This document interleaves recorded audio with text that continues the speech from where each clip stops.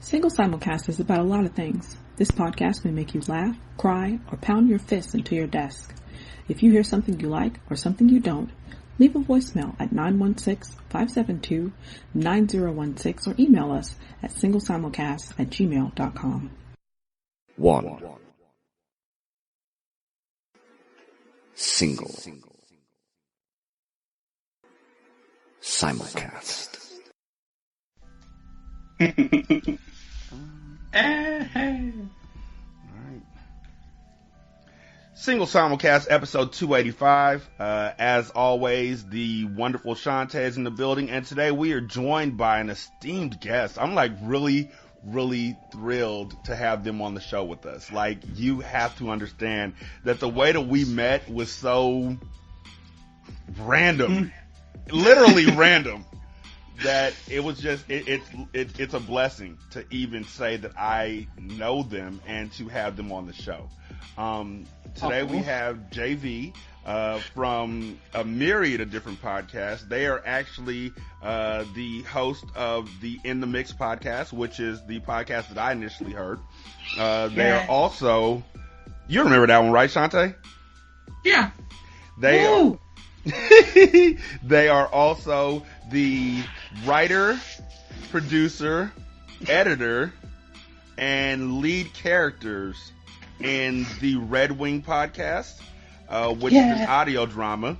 Y'all know how I feel about audio dramas, so we're going to talk about that one in just a second. And then they are also the host of the Crime Musings podcast. And that's Musings with an S, but you know me and my braces. All of the show notes, all of the shows are in the show notes. Their Twitter handles, the links to the shows, and I urge y'all to check them out because JV is awesome. Like, literally. Yay! Oh, tell them something. Well, now I'm just getting all teared up, and we just started. We got some time to go. Save your tears. Well, no, we'll get to that too. But JV, tell them something about yourself. Tell them something about your shows. The floor is yours. All right. Well, okay. So, In the Mix was the first podcast that I ever started, which was weirdly based on like a YouTube show that I thought I was going to have, that I then was like, I'm too long-winded for that, so I guess it's going to be a podcast that's much easier. And I interview various other podcasters, which is honestly the most fun. I love to do that. I love to just sit down and have like real long conversations. So I guess that's a fun thing about In the Mix, is that every episode is long, thus meaning there are multiple episodes of like the same, like with the same guest, which is really exciting for me and hopefully exciting for other people. But I get to really get to know someone in the amount of time that I spend with them. Mm-hmm. So there's that one. Criminal Musings is a true crime podcast where I cover cases involving LGBT people or people of color. Possibly and or, I guess, really is what, because that, there's overlap sometimes. Anyway, I cover that from the perspective of someone who understands psychology, specifically social psychology, and also criminal psychology, and has a passion for learning about how people are crazy, I guess. Yeah, I guess that's a good way to put it. And the Redwing audio drama podcast, yes. That is my dream project that I have somehow managed to make into an actual thing. And I'm still not sure how the hell I did that, to be completely honest with you, but here we are. And for that one, you're on episode 7, I believe, just came out yesterday, right? Yep, episode 7 came out, that one actually came out on Friday. I released episode 7 on Friday because it was the day before my birthday, and I wanted to get it out and to have people have something to listen to over the weekend or maybe on Sunday while they're recovering from having had all of the drinks in the world. Yeah. I forgot that St. Patrick's Day was this weekend because, Yeah, I learned I decided a while ago never to drink in public. Okay.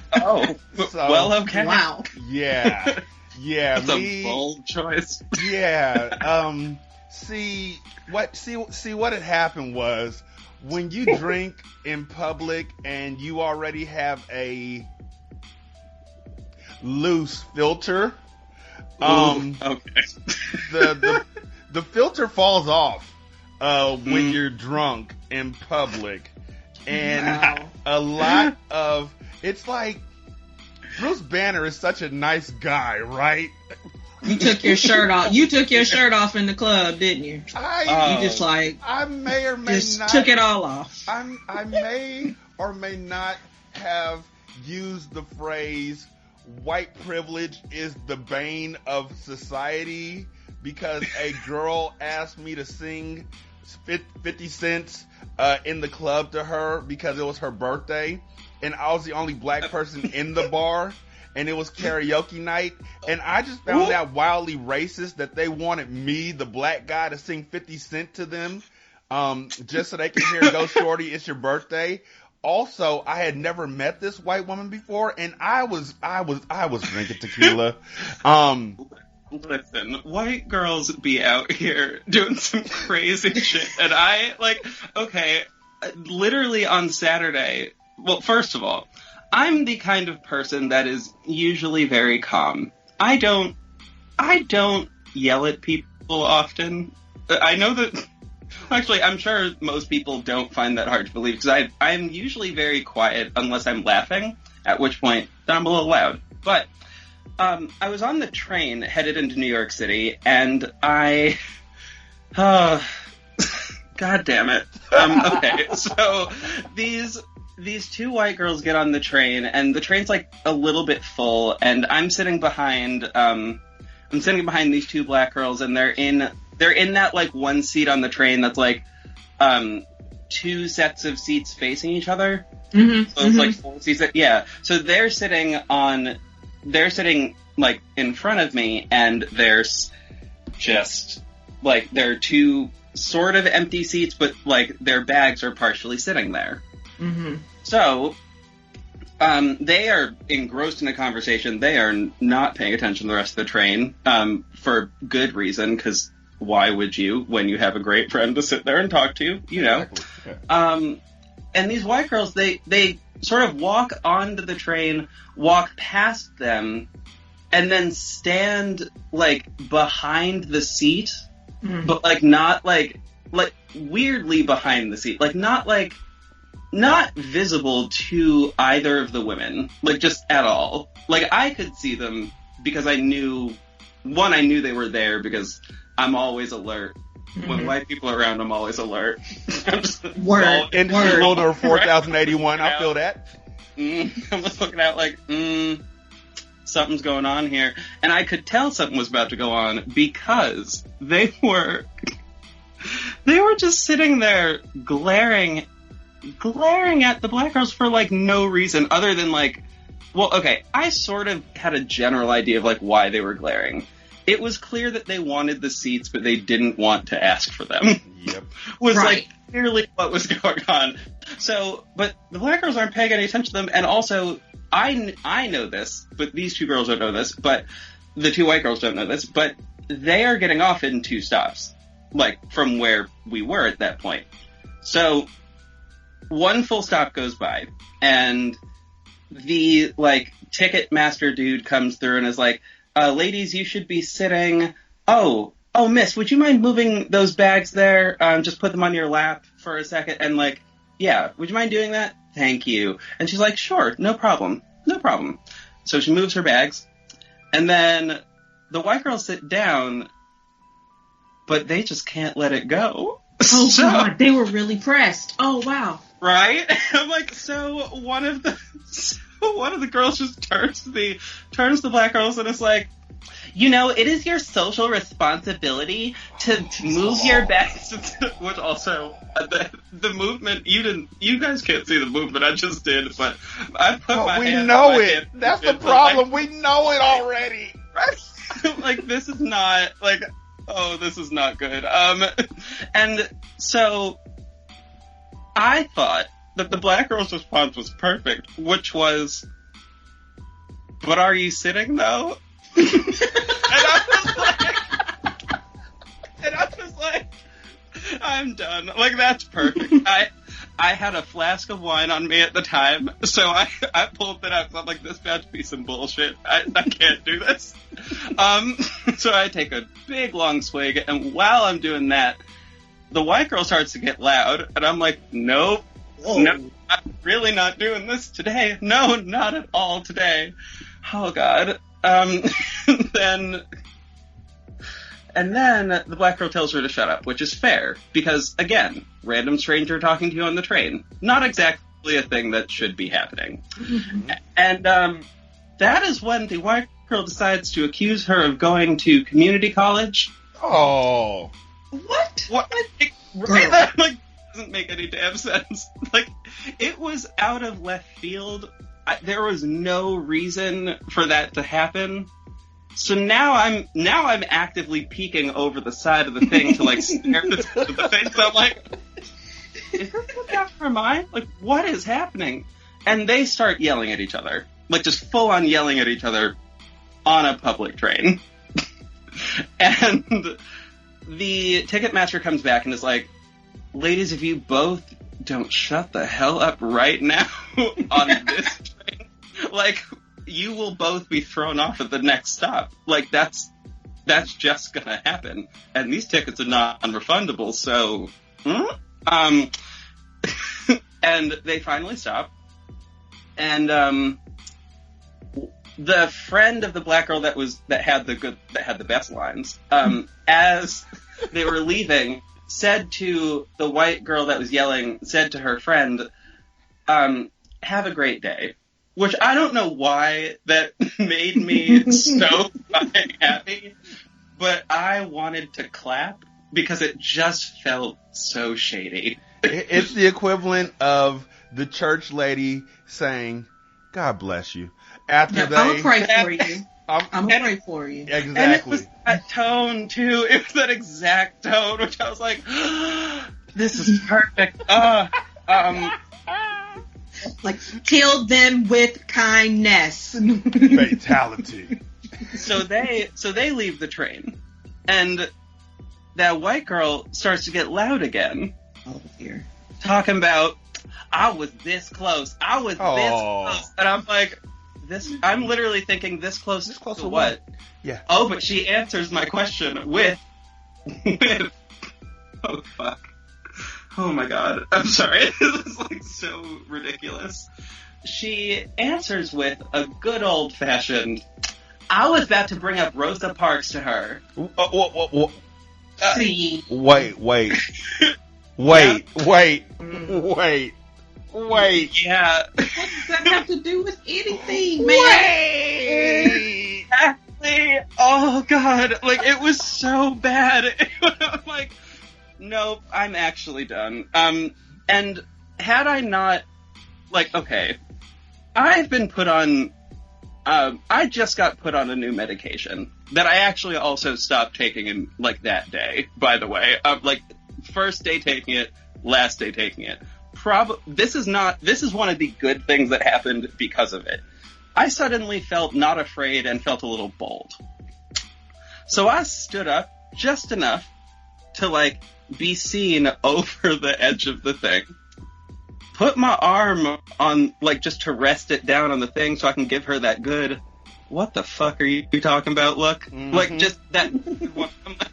So I'm leaning there, giving her that look with my noise canceling headphones on. Well, not even on, just on around my neck, basically. And I'm looking at her like, madam, well, I say this, actually. This is the part that I say. Madam, you have been screaming on this public train for the last 15 goddamn minutes.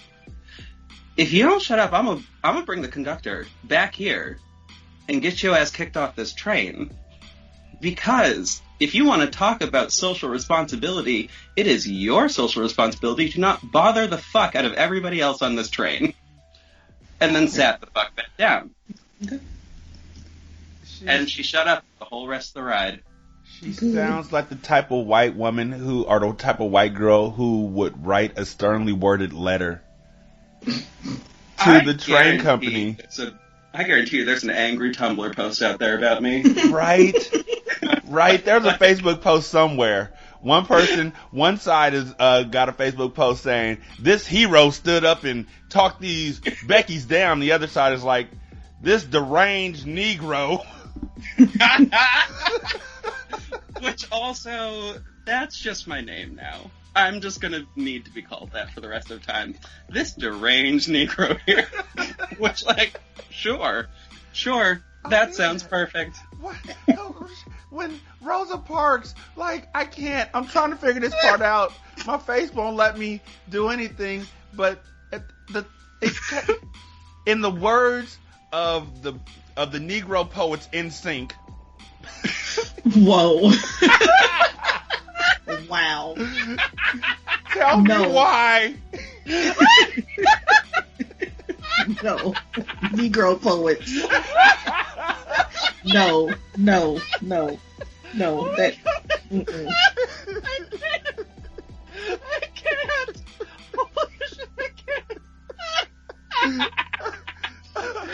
Wait, are you about to sing Backstreet Boys? No, didn't NSYNC make the I Want It That Way song? Are you about to tell me why? Ain't nothing but a heartache? Yeah. That's Backstreet Boys. Well, you know these Negroes, they all look just alike. Just the reason I can't stop laughing is that Look, when pop music was when white pop was popping off like that, I didn't give a fuck.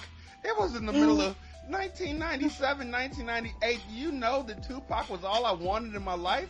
Like, they all sounded just alike, and the only one I remember was JC. And the Kanye River Boys. It's like you were just mixing up this. Wow. They all look just alike. If you said this in front of a wrong person, they would be upset. Like, there's people who, like, really set trip behind NSYNC and Backstreet Boys. You know what? Rosa like, for Parks. example, I knew them motherfuckers immediately. Like, I was so confused. I was like, wait. I was like, where he gonna go with this? He gonna reference Dirty Pop? Is that what's about to happen? I'm like, no. I'm like, that's not about to happen. That don't make no sense. What? Like, God damn it. Rosa Parks did not sit in the front of the bus for me to have to know which one of these motherfuckers is which. Okay? Also, okay, fair, this is why I don't drink in public, because this filter is not there. It's like rain on a wedding day. I will tell you straight up that song is not a real thing and make every person in the bar mad at me. But yes. Oh my God. Becky's be tripping. I'm fucking tired. I'm my chest hurts. Oh my God. I say all that to say Becky's be tripping. That's all. That's it. That is so real. But, like, that's so real. I like didn't even tweet about that day because I could not muster the energy after, first of all, after standing up. Now, mind you, the rest of the people, okay, the woman sitting next to me was a Latina woman who I don't think understood a single word that I said, but her family did, and her family translated because they were all right there too, and and I don't speak Spanish, but my mom is fluent, so I understand a lot of Spanish. So I like heard them say, I heard them tell her what they were talking about. It was so funny to me because they started cackling, but it was a good 5 minutes after. And I was like, I know exactly what they're laughing at. It's so great. And I knew that white girl did too. Like, she just had a sneaking suspicion that it was all because of her stupid ass. Exactly. But at that my point, God. But at that point, she's not going to turn around and say, "Are you laughing at me?" Stop laughing at me. Let me tell you something. Cesar Chavez did not. Dude. It ain't about you, girl. Like, I don't know what to, like, I would love if she had done that, because I would have loved to scream, "Bitch, it ain't 'bout you!" Because it was my birthday that day. First of all, it was St. Patrick's Day, so I honestly did think maybe she's just stupid drunk. Maybe that is what this is. It is 12 o'clock in the afternoon, but maybe this bitch is stupid drunk. Maybe that's what's happening. Yeah. No. She was sober as a judge. Oh. That's the phrase, right? That's the phrase, sober as a judge? Well, we use sober as fuck, but yeah. It works for me. She was sober as fuck. Hey, there we go. She was sober as fuck. Yeah, and I was more intoxicated than she was, which is quite literally the only reason I was able to stand up and say anything to her at all. But had she pressed me, I would have actually said a lot more. And it would not have ended well for me, I'm sure.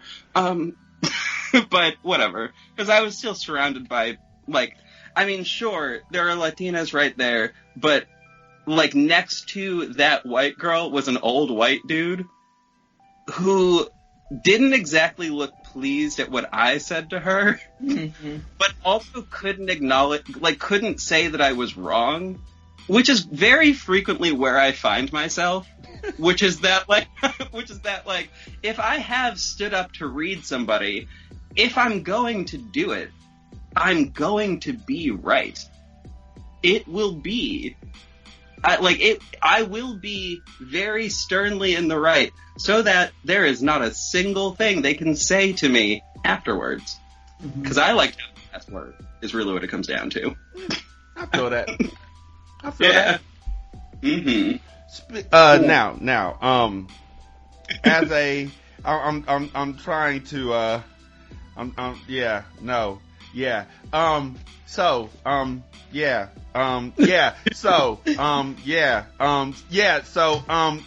fuck, shit. Segue. You're trying to segue in. Take a breath. Let's talk about Redwing. Okay. You know who's not crazy and you know who's not crazy? What white girls aren't crazy? The white girls in Redwing. There we are. Transition. I like that. Let's discuss them. How did Redwing get started? All right. So there are a couple different stories as to how this got started. They're all true, but the very first sort of way that Redwing came about was there was a weird dream that I had where I was dreaming about,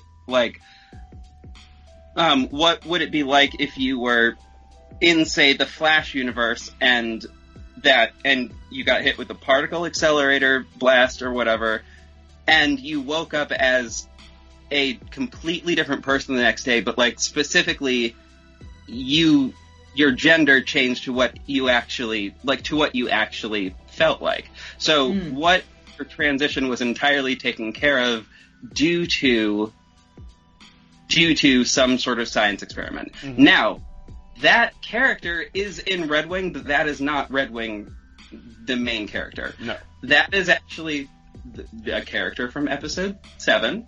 A character who appears in episode 7, but that was the first story that I wrote, and I just sort of decided I was going to sit down and write it one day. And then I just sort of left it for, a good 3 months. And then I met this boy. And we went on a date. He really likes superheroes, and I love superheroes, obviously. So I got hit with the romance bug real hard and decided I was going to write us a story. That's dope. So right? Yeah, so I wrote chapter 1, and basically I knew what my character was sort of going to be. The only thing I knew about Redwing pretty much was his powers. That he could cast force fields and manipulate the things within the force fields. That is all I knew that he could do at that point. Mm-hmm. He actually at that point also didn't have a name, but that's fine.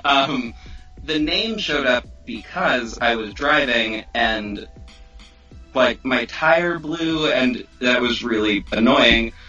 And I was sitting on the side of the road waiting for AAA, and there was a sort of like marshy bog situation next to me, and this bird comes over and sits on my car, like just sits on the car hood, and it is this beautiful blackbird with like these red, like with these red and yellow, like sort of what are they called? Like sort of on a human, it would be where the shoulders are, but it's that sort of point that connects the wings to the rest of the body, and it's just like yellow at the very tip of the shoulder, and then like red flaring out from that. Like it looks so gorgeous, and it's the Redwing blackbird is the name. And I looked at that and I was like, Redwing. That works! Redwing! Perfect! And so that's where the name came from. And the rest of it, honestly, from that was, I also went on one more date with that dude and then never saw him again. Motherfucker ghosted me. Great. Right. But that's fine. And I entirely rewrote his character, so he's not even in the story in any sort of way. Right? Yeah, exactly. So, yeah, that's... And then I just kept writing. I kept writing for 2 years. And then I was involved in a Shakespeare performance this past summer, and I had started my first podcast and was talking to some of the cast about that show, and some of the cast were like really good friends of mine. Some of them I had literally just met that year, and I asked a couple of them, like, "Hey, you seem like the kind of person who would really know how to record audio," was really what I wanted to say, but who would be willing to be able to do, like, to work on some kind of show. And I thought that I don't know, I thought that, oh dear, where was I going with that? Right, oh, I'm so sorry. I had thought that I couldn't see hear or see the characters anymore. I'd been writing them for 2 years and somehow lost the ability to see and hear what they were saying in a manner that was different from how my internal monologue sounded. So I needed to hear them in someone else's voice. Like, I needed someone else to read.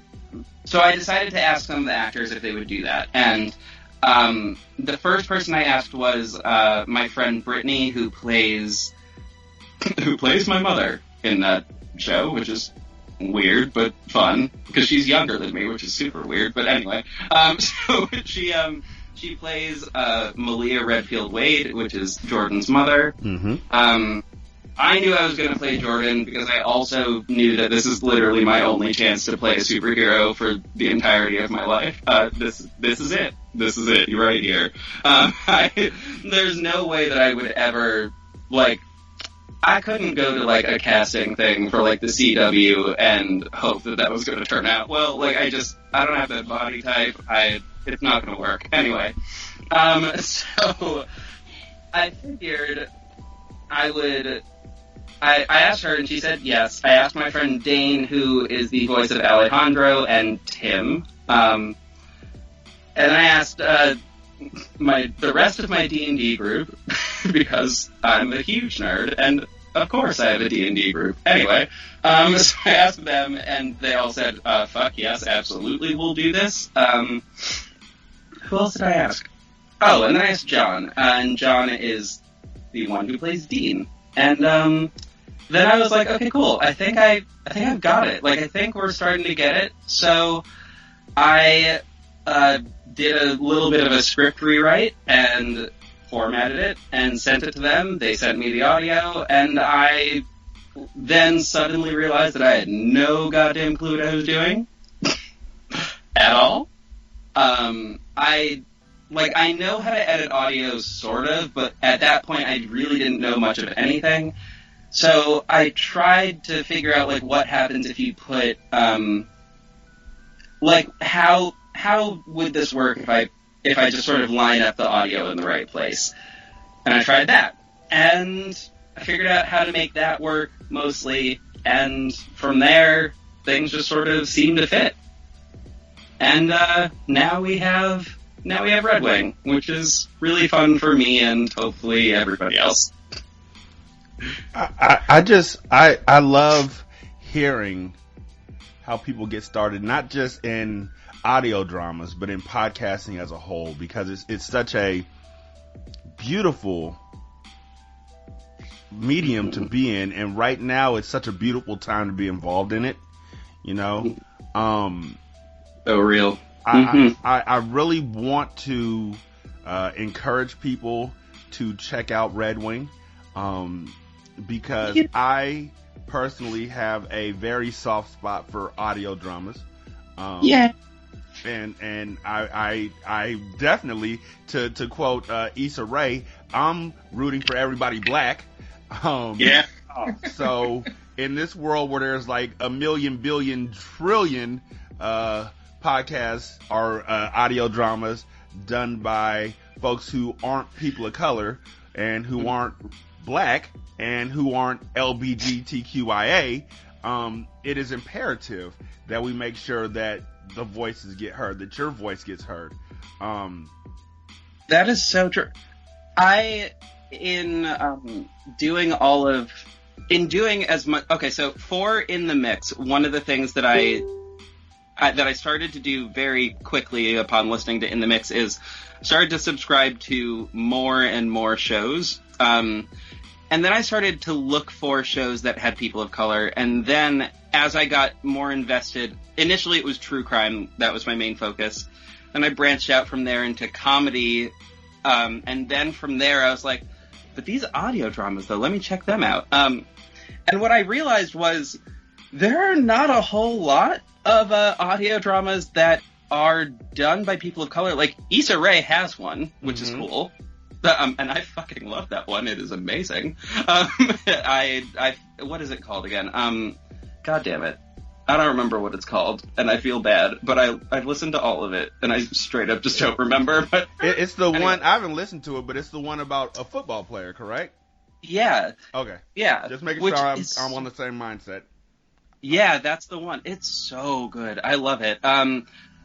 And that was the only one that I'd heard up to that point. And another one is Here Be Dragons. I actually, when I went out to New York for my birthday, I got to meet her, and she's amazing and also like gorgeous as an aside. Like she's so pretty. Oh my God. We went out to dinner and I was like, look at me sitting here having dinner with a pretty person. Oh my God. It was really fun. But yeah, so like there aren't that many people that are people of color involved in making audio dramas. I've tried to find more of them. There are very few who are creating their own. There's one that's coming relatively soon. Damn it. I'm trying to remember what the, oh God. Oh, I feel so bad that I don't remember the name of it. But it's one that's coming up in a few, it's one that's going to be coming up relatively soon.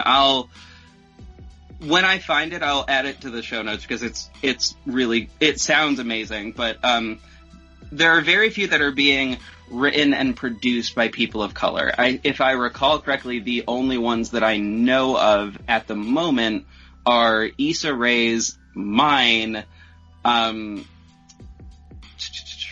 Here Be Dragons, and the one whose name I feel so bad that I'm forgetting right now, but that sounds amazing. So that's like 4, and that's not enough to me. Like there should be more. Like I don't know. There should be more. And it's also the thing that I think is really important about it is that it seems like it's so complicated. Just from jump, it sounds like it's really complicated. But low-key, though, it's not. It's just time-consuming. Like, it's really, like, it takes me a long time to make a Redwing episode, but that's more due to the fact that I'm real shitty at organizing things.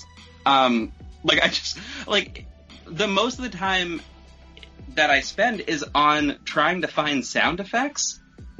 Mm. Which, like, Googling sound effects just baseline is a terrible idea. You will find a lot of things that you have to either pay for or that are not at all the sound that you wanted. And knowing how to manipulate that is part of the sort of art of it, but really I think the biggest thing that you need to know how to do is to know how to tell some sort of story. Like, even with Redwing, like, I will admit that Redwing Season 1 is written in a way that most audio dramas are not written, in that it's really narration heavy. Which I wasn't, like, which I don't know that I personally would have wanted to do. Like, I didn't necessarily want to do that, but also, like, due to time and the fact that I couldn't just suddenly rewrite 10 episodes worth of story. I couldn't rewrite all of that just, like, in a few days, which is what I ultimately wound up having to partially do. So there's a lot of narration, which is really difficult on me as a human because I narrate the whole thing, but it's fine. But I still have to find sound effects for the things that are happening during the narration. So that's really the main struggle of the whole process, is finding those sound effects. But there are a lot of free resources to do so. It also seems to be a thing that people think is, like, super expensive to do. I have produced this podcast on a budget of $0. Like, there's no budget for Redwing, other than what I occasionally get in as a paycheck, and from that point, once I get anything I get in as a paycheck, I might decide that I'm gonna sort of use that to help promote the show. So, like, if that means getting character art, which is a thing that I've been trying to do primarily also because one of the things that I really want is for someone to cosplay a character from Redwing. That's, like, my dream. That is my entire dream, actually. That's actually really the goal. I will know that I have made it when someone cosplays as any single one of the characters. Doesn't really matter which one. Literally any of them. It could be the villain, whose outfit I also literally own, by the way. Like, when I was writing Alejandro's character, I was literally looking in my own closet to figure out how to describe what he was wearing. Which is not the best thing, but sure, that's fine. Half of Jordan's outfits are also straight up just in my closet. You know, just because. Why not? I don't know, that's like the biggest thing that could ever possibly happen, would be someone cosplaying as one of the people that I invented, which would be super cool.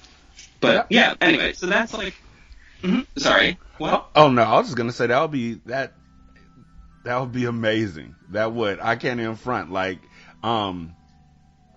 I wrote an audio drama, called Sin and Solace. About an assassin and his best friend. And it spanned 3 seasons. Ooh, girl. And I can tell you right now that by far the hardest part was getting the sound effects, and then putting them in the right spots and making sure, like, you spend so much time tweaking a sound effect, one sound effect, to make sure that it covers the right area. But can I tell you? Yeah, go for it. There is nothing on the internet for a force field.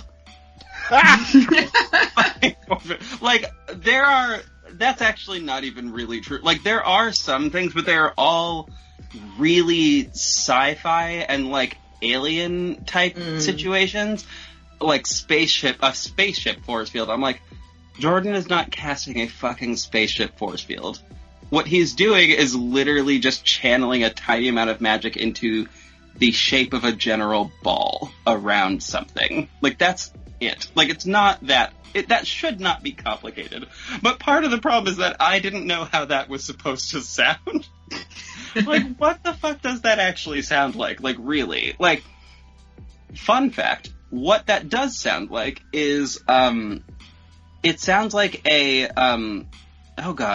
sounds like an impact noise, like a whoosh, like a whoosh and a dong kind of situation, and that's sort of combined what makes up the force field sound, which is a combination of 7 different things on the internet.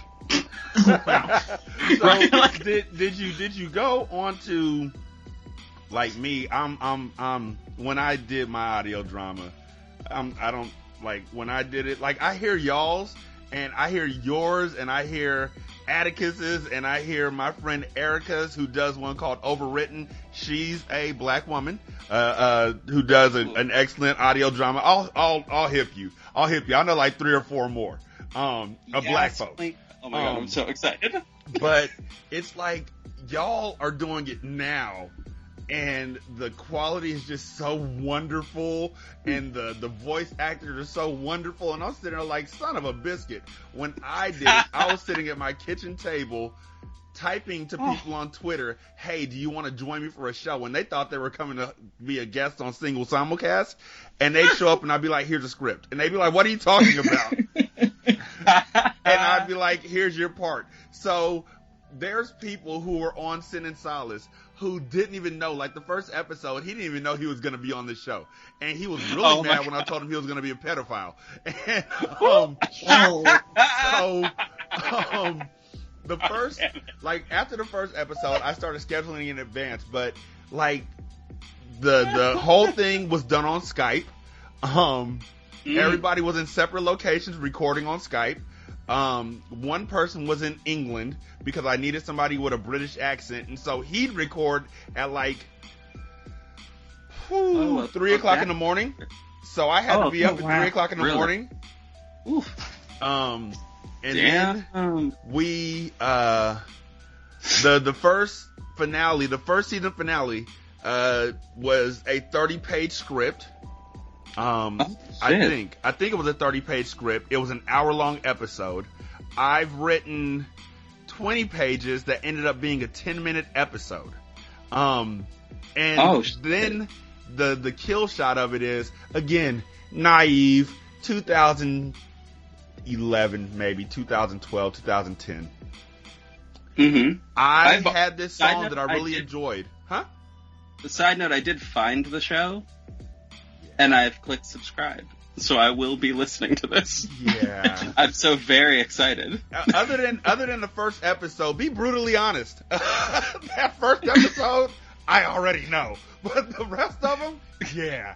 But 2008, 2009, 2010 was the years of ganking on the internet. Like, if there was a song that you wanted, I wasn't going to find somebody to do a theme song for me. There was a rapper whose song that I liked. Gank. I just took the instrumental of his music and put it at the beginning of my show, and now it can never go on Spotify. Like, I have to remaster the entire show just so that I can put it on Spotify, so then it can be out there in the world. But, I loved it. Hold on to the script, and honestly, like, one of the things that I am thinking, so I reached out to someone, actually, what happened with that? They posted something about, like, they want people to collaborate for their next season on, like, retellings of stories that are in the public domain. So I looked in the public domain and realized, oh shit, some of my favorite shit is in the public domain. I fucking love Pride and Prejudice. So I wanted to rewrite Pride and Prejudice for this particular place. But like combine it with Mean Girls and set it in like an American high school. Because I'm fucking insane and I don't know why I thought that was that's a good idea, but it's like also, bitch, I don't have time. Like, girl, I have to write an entire season 2 for Redwing in 3 months at this point. So I don't know first of all, I don't know how the fuck that's gonna happen, but I'm gonna have to do it anyway. And second of all, even if I did have the time, girl, what? Like, this is an insane story to, like, think about writing, but okay. Like, I have it plotted out and everything, so I'll eventually get there. But there is also a story that, like, I just sent someone, like, a few days ago that I wrote when I was in college. There was this weird dark period in college where, like, I watched a movie about a serial killer and then thought, let me invent a serial killer that doesn't actually exist. Here's gonna be their motivation, and here's gonna be, like, which sounds insane. It is insane. It's just a crazy plan to do. But I just sent someone that story so that they could maybe tweak it and see if it is something that they could potentially work on and maybe produce.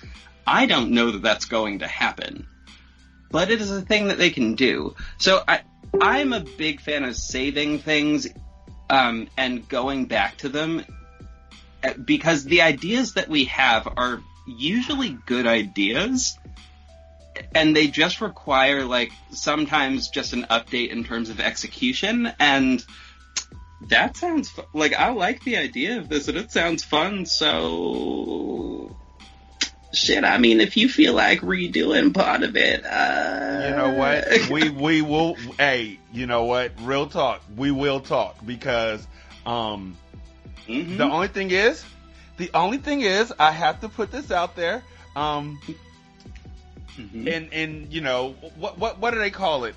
Transparency. To be completely transparent, niggas is broke nowadays, right? So, oh god, our Patreon ain't popping off like we want it to, and even though, you know, y'all listeners, like, check it out, Shantae has needs. Like, she needs some jelly beans, and she needs some Sephora, and to be completely, again, transparent with y'all, after we pay the bills for Libsyn and Crowdcast and all that kind of stuff, I kind of want to fuck with Far Cry 5. So, if y'all could step up the whole Patreon thing, we'd appreciate it. Like, really. I just figure I may as well just go all out. But, right now, we broke as a joke, so you'd be working for exposure. That's the other reason why I did the lead characters by myself. Because I don't mind exposure. I expose myself to my wife all the time. So, I'm okay with it. God damn it, I wasn't ready for that. Niggas be taking me by surprise and shit. I'm like, wait, no! Like, I had wine in my mouth. It is in my nose. Oh no. That's rude. But like, for real though, that's I'm one of those crazy people that actually does thoroughly enjoy doing things, even though, like, for example, doing Redwing with a budget of 0 is entirely fine with me. I don't mind, like, I'm shoveling hundreds of, like, I'm shoveling well, at this point I've put over $1,000 into this. Mind you, I have 2.5 jobs. So, like, that's a lot of fucking money that I've just thrown into this thing that is giving me literally nothing back at all. Like, except for satisfaction. Exactly, except for that fucking dream that I've always wanted to play a fucking superhero, and now I fucking can. JV, isn't it literally, oh my god, isn't it literally, like, literally, it's the perfect drug. When you get into that zone of writing your script, and you just come to, like, an hour later, and you've written the perfect, look, last thing before we go to break, I fucked up. Here's what I did when I was writing this, because I wrote Sin and Solace, the first season of Sin and Solace was written while I was in a job that I hated. And, with coworkers that were sometimes cool, more often than not, they were having the silent treatment with one another, and we were all in a room that was about the size of a clubhouse in an apartment complex. Oh, yeah. So, I'm writing my script, and I'm in the zone, and this is when I'm writing the finale, the 30-page season finale. And, there's a point in time where somebody gets shot, and I couldn't picture in my head where the shooter would stand at to get the right angle to shoot somebody in the head. The bad decision that I made was to stand up, walk over to this white woman that I worked with, tell her, don't freak out. Now, little things. Telling white people don't freak out when you're standing over them as a black person, not the best idea.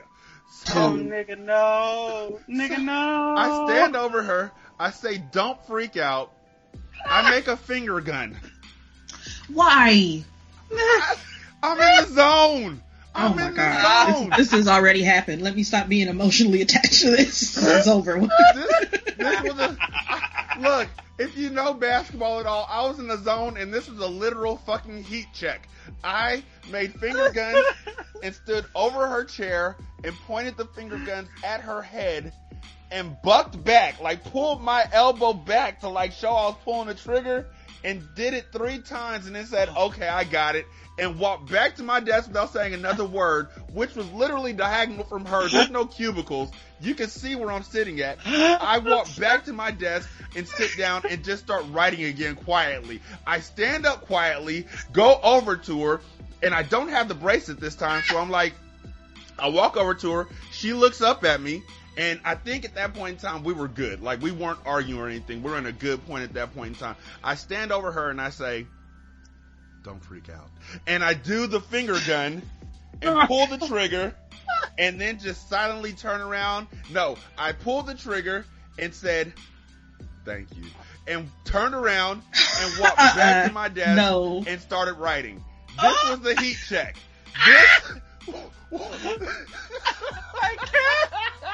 I'm dying. Oh my God. Which, like, okay, so, real talk, I've done that before. Right? But I've done that for the weirdest shit possible. Like, okay, there have been moments during the script where I had to really think, like, what would make this motherfucker break? Like, which also is not a great question to ask yourself just middle of the day on like a fucking Friday. It's like, what would make this motherfucker break and crack like a fucking egg? Like, what would do it? What would fucking do it? And Jesus, the answer is never good. The answer is never good. So like, there's an episode in season 2. Mm-hmm. I will not spoil anything, but there's an episode in season 2. Actually, you know what? Here's what I will say. I have written 2 3/4 of an episode for season 2. And the body count is already at 9. Like, it's really... it's not good. Like, lots of people be dying, and I wouldn't have it any other way at this moment. Right? But that's just because yeah. And they're not good people either. They've done some fucked up shit, which meant that I have to write the fucked up shit and the way that they die, which also meant that there's a Google search out there of what does the body look like when all of the water has been sucked from the body? Oh God. Oh wow. Right. Like, so that's a thing to look forward to. The answer is a mummy, by the way. The answer is a mummy. To that question, in case anybody was curious. A desiccated corpse is a gross thing to fucking Google and to have to look at and describe. But yeah, like, that's the kind of, like, when you're in that creative space of writing a goddamn script, sometimes you gotta look up some crazy shit. Exactly. Like, I'm on a list. I know I'm on a list. It's like that JV. It's like that combined with, like, what happens when a body loses all of its oxygen, and then also, like, what happens to a body when it is, like, at what temperature will you be, at what temperature and for how much time do you have to burn a body before it's left with nothing but ash? Is a literal thing I typed into Google. Yeah. That is a full fucking sentence. Which also, by the way, it has to be over like 1500 degrees. If that white girl only knew, if that white girl on the train only knew the shit you were Googling, she would have just turned around and just put her head down. Just I won't even lie to you. I was armed that day too, so because I was going into New York City. Only a fucking stupid motherfucker would walk into New York City not armed. You girl. got a point. Like, I mean, not like a firearm or some shit. I got depression. That's a fucking horrible idea. But, like, I had a fucking collapsible baton in my bag, like, and my bag was right there. I could have easily, I mean, I wouldn't have. I was on a public fucking train, but, like, I'm not a fucking idiot. But, like, at the same time, girl, like, what? Like, I think that might have contributed to why I was not actually afraid of anybody on that fucking train at that moment. I'm like, for real though, like, I may not have my bow and arrow at this moment, but I could still take any of y'all motherfuckers out if I had to. Oh, except that one motherfucker bed in the back of the train. I can't take that motherfucker out. But he gonna be on my side anyway, so we fine. We did the secret nod at one another. But when I say that that's the kind of planning that I do no matter what public space I'm in, I'm like, no, let me find the exit. First of all, locate exit. Oh, yeah. Cool. I know where the exit is. We good. But also, where is the best advantage spot in this place if something goes the fuck down? I don't know what, but if something goes the fuck down, that I will survive. What is the best location? Meanwhile, the white people on the train are like, look at them. Look at them. They're looking around. If something happens, they're going to save us. They're going to save us. Don't save us. That's a don't. They probably thought I was going to do some shit. I'm like, no, I'm preparing for when one of y'all crazy motherfuckers gets on the train. Shit. Like, I understand true crime rather a lot. Y'all motherfuckers be in true crime way too much, so let's be real, it's not gonna be me. It's gonna be somebody else on this fucking train. Statistically speaking, y'all motherfuckers is a problem. I'm just saying, like, the chances are it's gonna be you who's fucking shit up. Y'all the problem, not me. But I'm gonna sip my wine and just have fun. Yo, we will be right back. This single simulcast. Hey everybody, it's JV Hampton Van Sant, also known as Mixture Hyde, the host of the lovely Redwing podcast as well as In the Mix and also Criminal Musings. And you are listening to the Single Simulcast podcast. Hey, this is Sherazard, aka Shami, aka Random Ass from the Third Side, also known as Some Call Me Sunshine. As always, this is Single Simulcast. This is Paul Andre Joseph, and you listen to the Single Simulcast. Enjoy this shit. Hey, it's your boy Dino Red from the Shiznit, and I'm here chilling with Rashani on the Single Simulcast. I'm Amber P. I'm also black, sexy, geeky, and mental.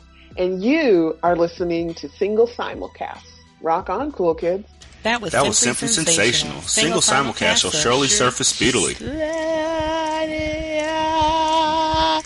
Bitches.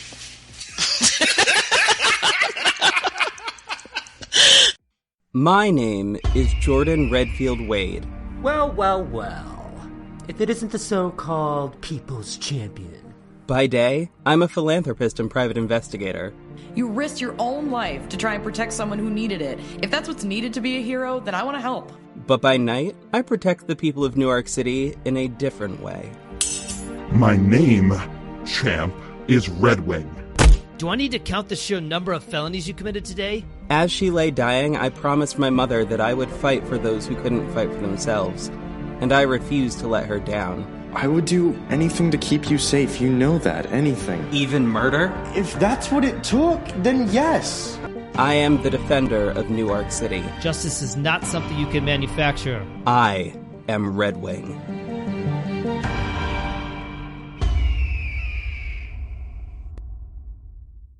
Why are you holding that Cheeto like a cigarette? Yo, boo. In your mouth. Where's my mama's cigarette? Y'all know my mama, when my mother died, oh my God. She was trying to quit smoking, and she had a one of those cigarettes, one of them vapes. Nigga. So sometimes I walk around with it in my ear. Nigga. Wow.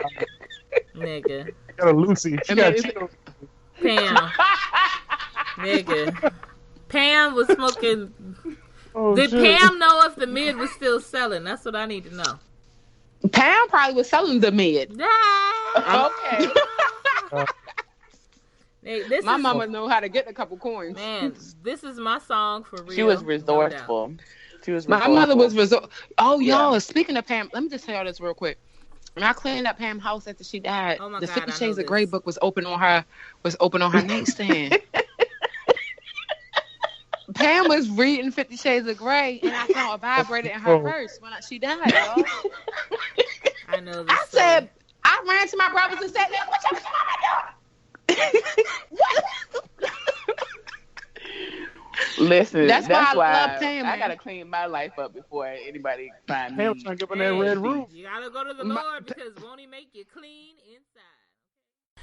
Hello, this is Stephanie from the Mocha Minutes Podcast. On the Mocha Minutes Podcast, we like to have fun and we like to talk. We talk about everything and anything. That includes ratchet reality TV, every single one of them housewives. We talk about television shows, we talk about movies, music, and we definitely keep up with today's current events. You know who else likes to have fun just like us? Ray Shani and Shantae Fabulous on the Single Simulcast. You can find them wherever you find your podcasts. And that is everywhere because they are everywhere. And while you're looking for Ray Shani and Shantae, please come check out the Mocha Minutes Podcast. Hope to hear from you soon. Hi, this is your man Jeremy from the Crown and Collars Podcast, and you are listening to Single Simulcast with my man Rashani and Shantae Fabulous, your favorite podcaster's favorite podcaster. And I'm your favorite podcaster, so that should be your favorite podcaster, because I'm your fave, and your fave's fave. Check them out on Single Simulcast. And check out Crown and Collars, found wherever you can find great podcasts and the CSPN network.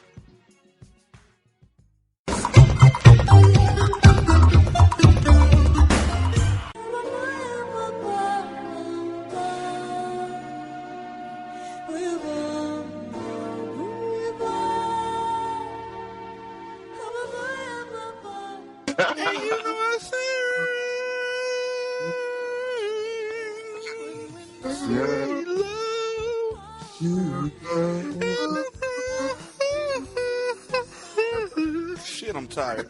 It'll always be this way. It is. When you yawn, that's how Anita Baker did that. You just yawn your way through shit. Fucking told you, son. I love Anita Baker, but you are correct, sir. From beginning to end, 365 days of the year, I want to say. You know what? I'm rock for this one.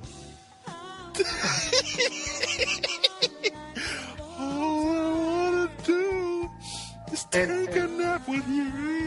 That's and thank caught up in see? Sounds just like I never noticed it till just now.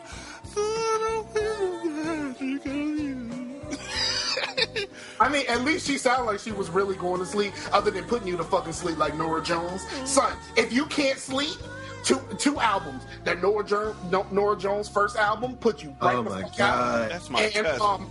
It's so like boring though. Yeah. Oh, that's terrible. I'm gonna tell you the best album to go to sleep on is Boyz II Men Evolution, dog. And yo, for real, if I can't sleep, if I have like straight insomnia and there is no way I think I'm going to sleep right now, put on that album, I am gone. I don't know what it is about that album. I am out of here, dog. You'll always be this way. So fine. So sweet.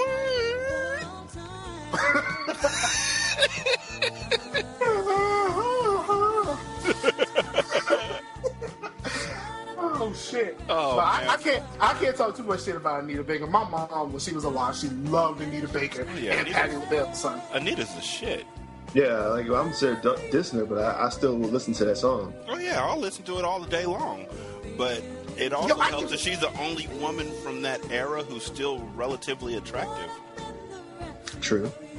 Come on, son. Patti LaBelle, dog. She got ass, son. That's because she eating all that mama's fried chicken. All she eat is soul food. She gonna be a diabetes victim. I need to find that shit. Did anybody? Am I the only person on earth that remembers that award show where Patti LaBelle was singing and they gave her the Lifetime Achievement Award or some shit like that? And she was singing a song, and she just took the mic away and sung out loud to the fucking crowd. And it was I don't remember that at all. It was the most amazing shit I've ever seen in my life, and I have never seen that shit again. Nope. She was probably yawning one day in the studio, so I was like, hold on. Yeah, just like that. Just keep doing that. That's perfect. Oh, that was great. How'd you hit that note? I'm not sure. No, that wasn't it. Maybe if I hold my nose. No, that's not it either. Will you tell him to stop yawning when he yawns? That's it. Eureka! I just found it. Eureka! That's it. The dream team is here. News about that story? Like, wait, well, I'm in Oklahoma, so it's been nice here lately. I think any other time the snow, that's where everybody, where everybody else is getting snow, we would be getting it too. But I guess this year we're just lucky that it hasn't hit us yet. So. And I'm in California. We don't understand the meaning of snow. Snow. I hear a lot about it. Apparently, Snow was a rapper who made one song. I don't know why they came up with the name Snow, but I'll take it. Single simulcast episode 285. JV's in the building from Crime Musings, Redwing podcast, and In the Mix. Hey, yo, what it do? Shantae's up in the piece. Shantae, how is you? I'm good. Good. I just want to say this real quick before we get into the news. Real fast, Shantae, another person has decided to go through the Book of Lies. Yes, I saw that on Facebook. Shout out to Gerald. Yeah. Ooh. And I'm quickly realizing that the Book of Lies is going to be our lasting legacy for the first 300 episodes. Oh, shit. Well, alright. Yeah, JV, the Book of Lies is Rachel Dolezal's autobiography or biography. Okay, cool. I got you. We did a live reading of it for like 30, 40 episodes. And people keep finding it. Like, they don't listen to anything else that we do. They don't listen to the first episode. They don't listen to anything else. They want to know where the Book of Lies is located at. I can't. Oh my god, that's so fucking great. And you know what, Shantae, I gotta be honest with you. I went back after Gerald said that he was, and by the way, Gerald is the host of the Buy Black podcast. I want to make sure that y'all know that. Shouts out and respect. After he went back to the Book of Lies, I decided to go back into the Book of Lies. And I still can't. Like, the first episode that we did, 240 with Justin from the 3/5 podcast, shout out to him, was a great episode. I can't even make it to the prelude for the book. Like, we're still talking so bad about her that I can't even get to where the book is. Like, we were talking buku shit about Rachel Dolezal before we even opened up the book. Like, that was back when when Fat Man Wild was still here playing music. Let's just put it like this. She was a whole lot of bitches. And I probably said most of them.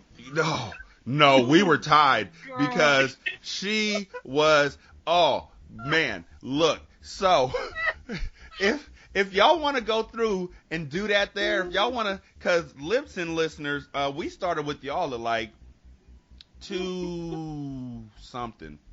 It wasn't at the beginning of the Book of Lies though. It was somewhere like maybe in between, maybe a little bit after. But if you want to go back to Single Simulcast and check out the archives, the reason why it's not on Libsyn is because there's music. Basically. I got you. So if you want to go back and listen to it, 240 on up, you'll be there. And that woman was deranged. She's deranged now.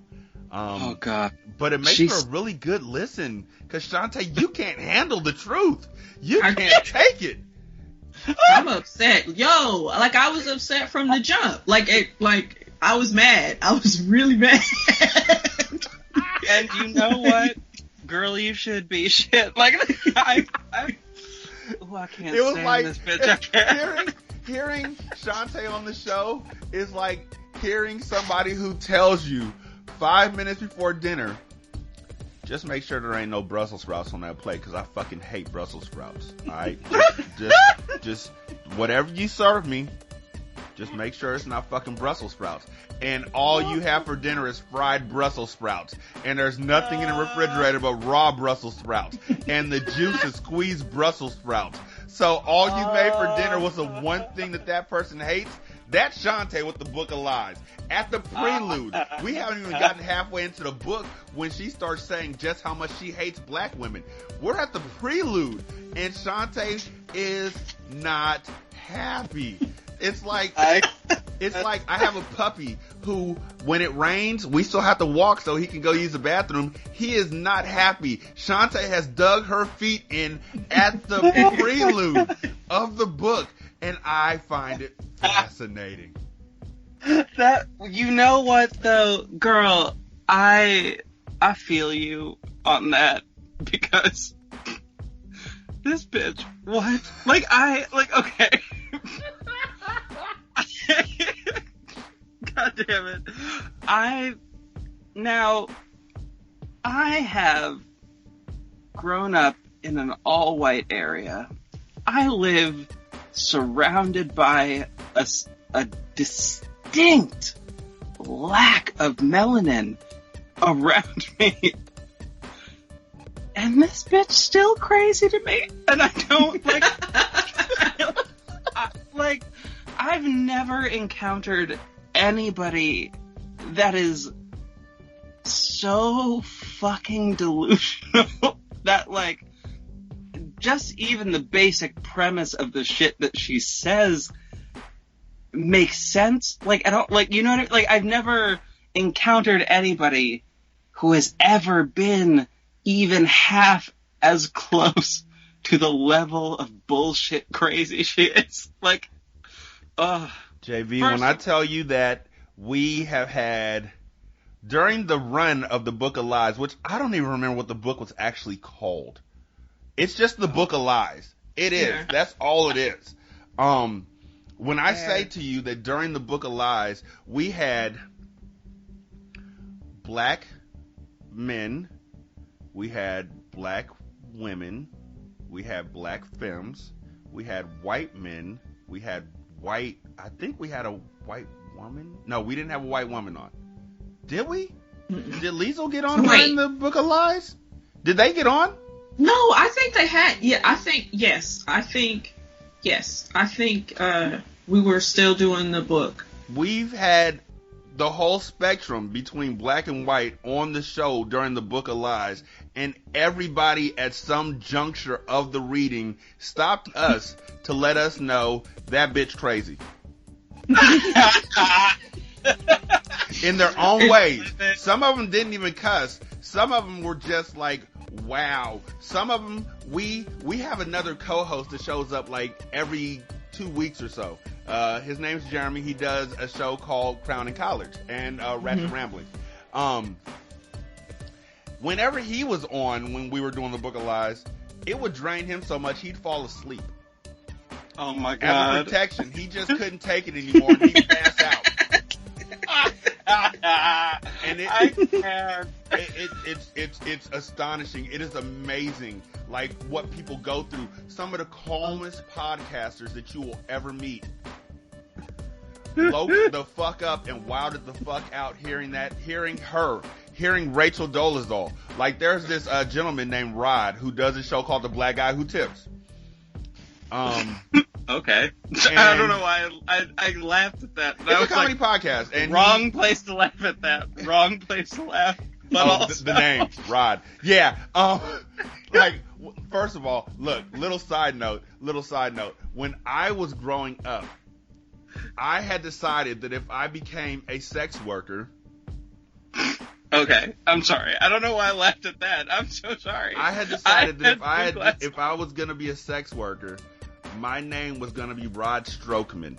Like, if I was gonna become a actor, a porn star, my name was gonna be Rod Strokeman. And because I lived close enough to where there was a basketball player named Rod Strickland, who was a point guard in Portland and then in Washington and all that kind of stuff. And his name's Rod Strickland. I really liked him. My name was going to be Rod Strokeman. It never came to fruition, but I did work at a 411 company where people would call in and I'd be like, thank you for calling 411. This is Rod. And so one day I did that. Thank you for calling, because I don't remember what the name of the 411 company was, but it was thank you for calling 411 company. This is Rod. And he was like, dude, my name is Rod too. And he was like, that's so crazy. What's your last name, Rod? And I was like, we're not really supposed to give out our last names. And he was like, well, I want to give you a commendation. What's your last name, Rod? And I was like, Strokeman. I can't. Oh my God. It just popped into my head. Like, don't give him your real last name. Use something else. Just use the one that goes with this name. My last name's Strokeman. And he was like, that's different. I think he was high. Like, I think he called him Chico. I can't. I've had a lot of experience with high white men. Okay, so, all right, buckle up for story time, because here we go. I've also had 2 glasses of wine, so here we are with story time again. And I've had, so I went to college out in Boston, and I sort of back then had a huge attraction for smart people, but then realized that I don't like people that's smarter than me, but whatever, it's fine.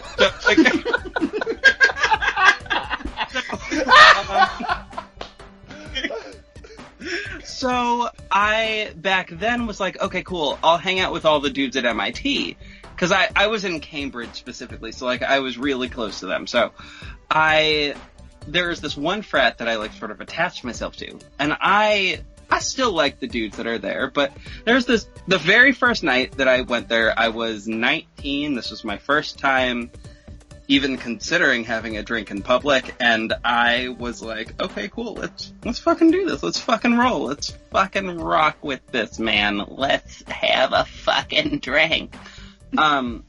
So I went to go talk to my tiny blonde white friend, and I said, okay, so I'm gonna go get us drinks. What do you want? And she was like, I would like I don't remember what the fuck she said, to be completely honest with you.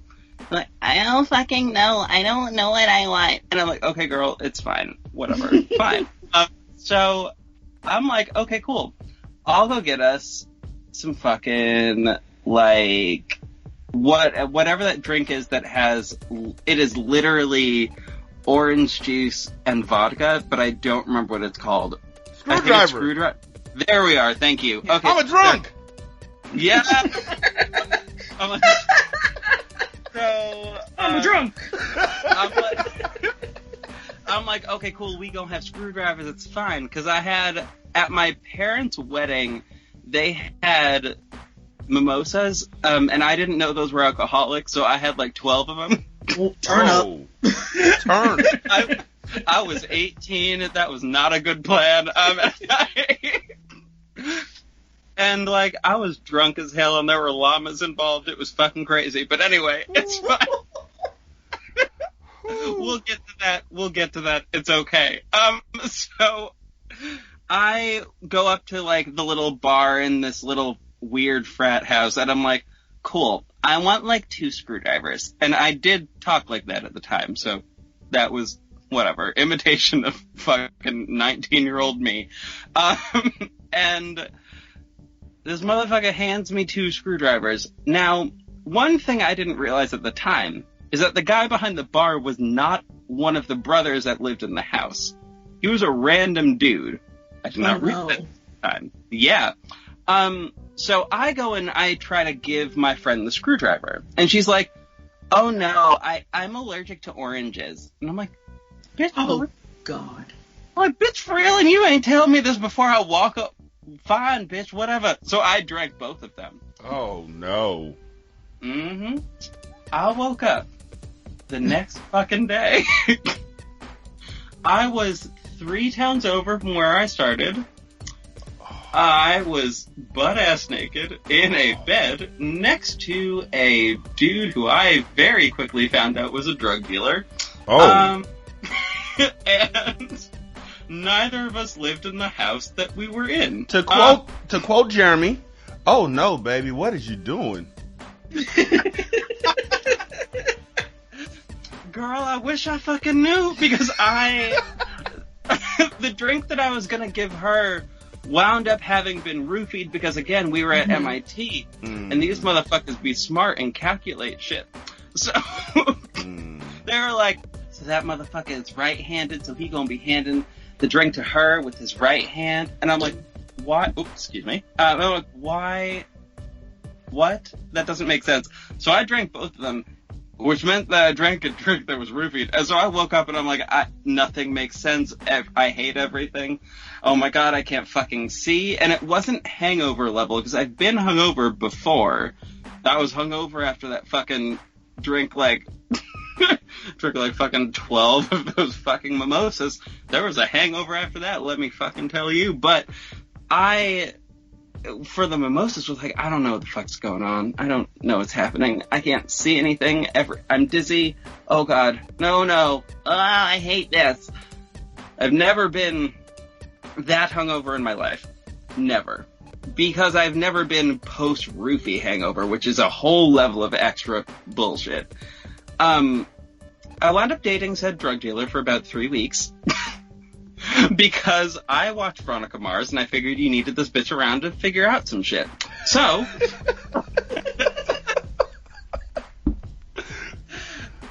I'm not even shitting you. That's the realest thing. Like, that is exactly, word for word, a sentence that is written in my journal from the time period, which is, I'm gonna date this guy because honestly I don't know what the fuck happened, and I think he's gonna be helpful in figuring it out. Cited Veronica Mars, which is also my favorite, by the way. Side note, for people that want to listen to Redwing, Jordan is inspired by the lovely Veronica Mars. I know that it doesn't seem like that makes any fucking sense, but it is true. As a private investigator, that is my favorite private investigator in any sort of media, is Veronica motherfucking Mars. But anyway. Mine is Thelma. Sorry, go ahead. Okay, no, that makes sense. That makes sense. I'm here for it. But yeah, that's really the end of the story, is I just sort of woke up naked 3 towns over next to a drug dealer in a house that neither of us lived in a bed that neither of us stayed in ever, and we didn't know we didn't know who owned that house. It was a little crazy. See, the moral of that story is don't karaoke.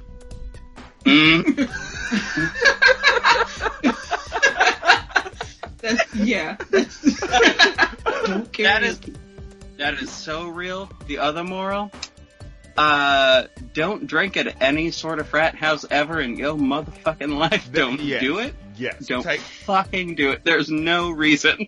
Take your drink to the bathroom with you. If you really want to drink at any sort of establishment, yes. But here's the thing. This motherfucker was preparing the drink. So, like, there's no way I could have fixed this at all. Very true. But the way that I wound up solving that after the fact was making my own drinks, like, by quite literally going to the fucking...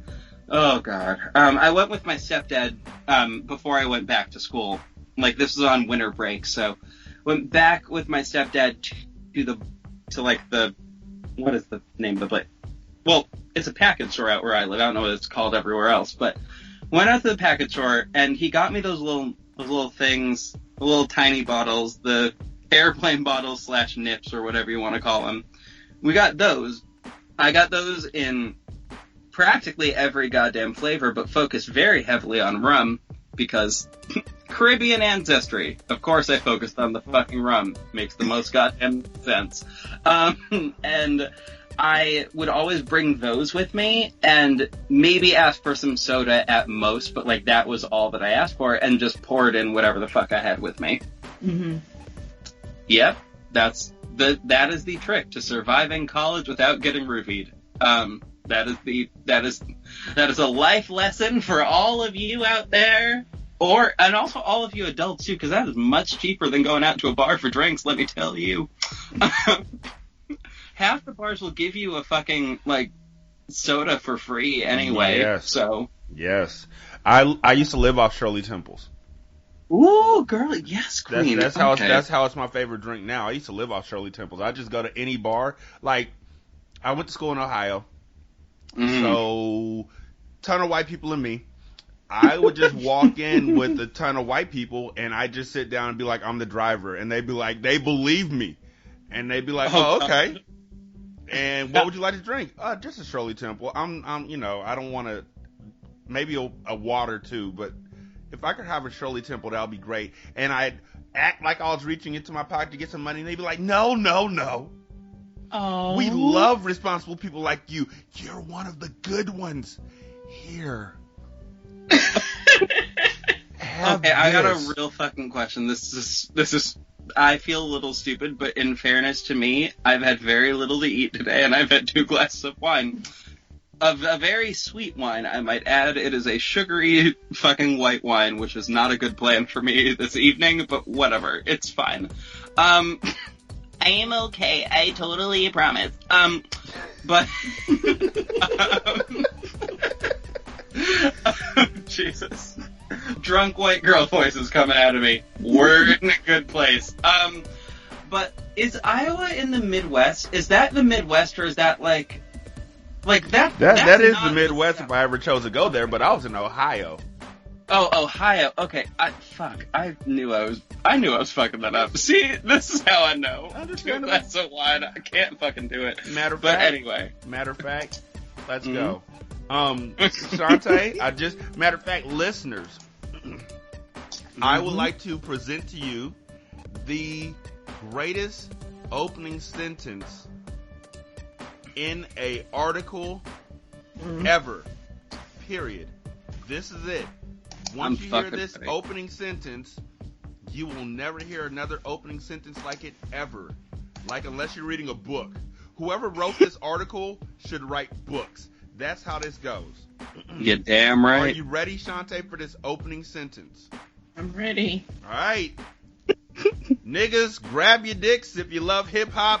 Women, rub your titties, because here comes the intro.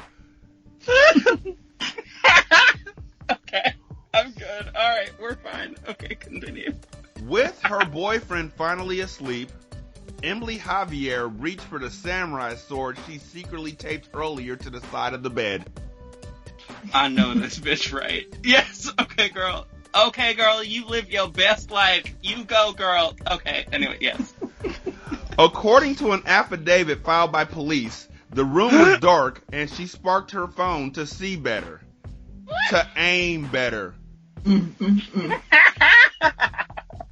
Below, snooze Alex Lavelle.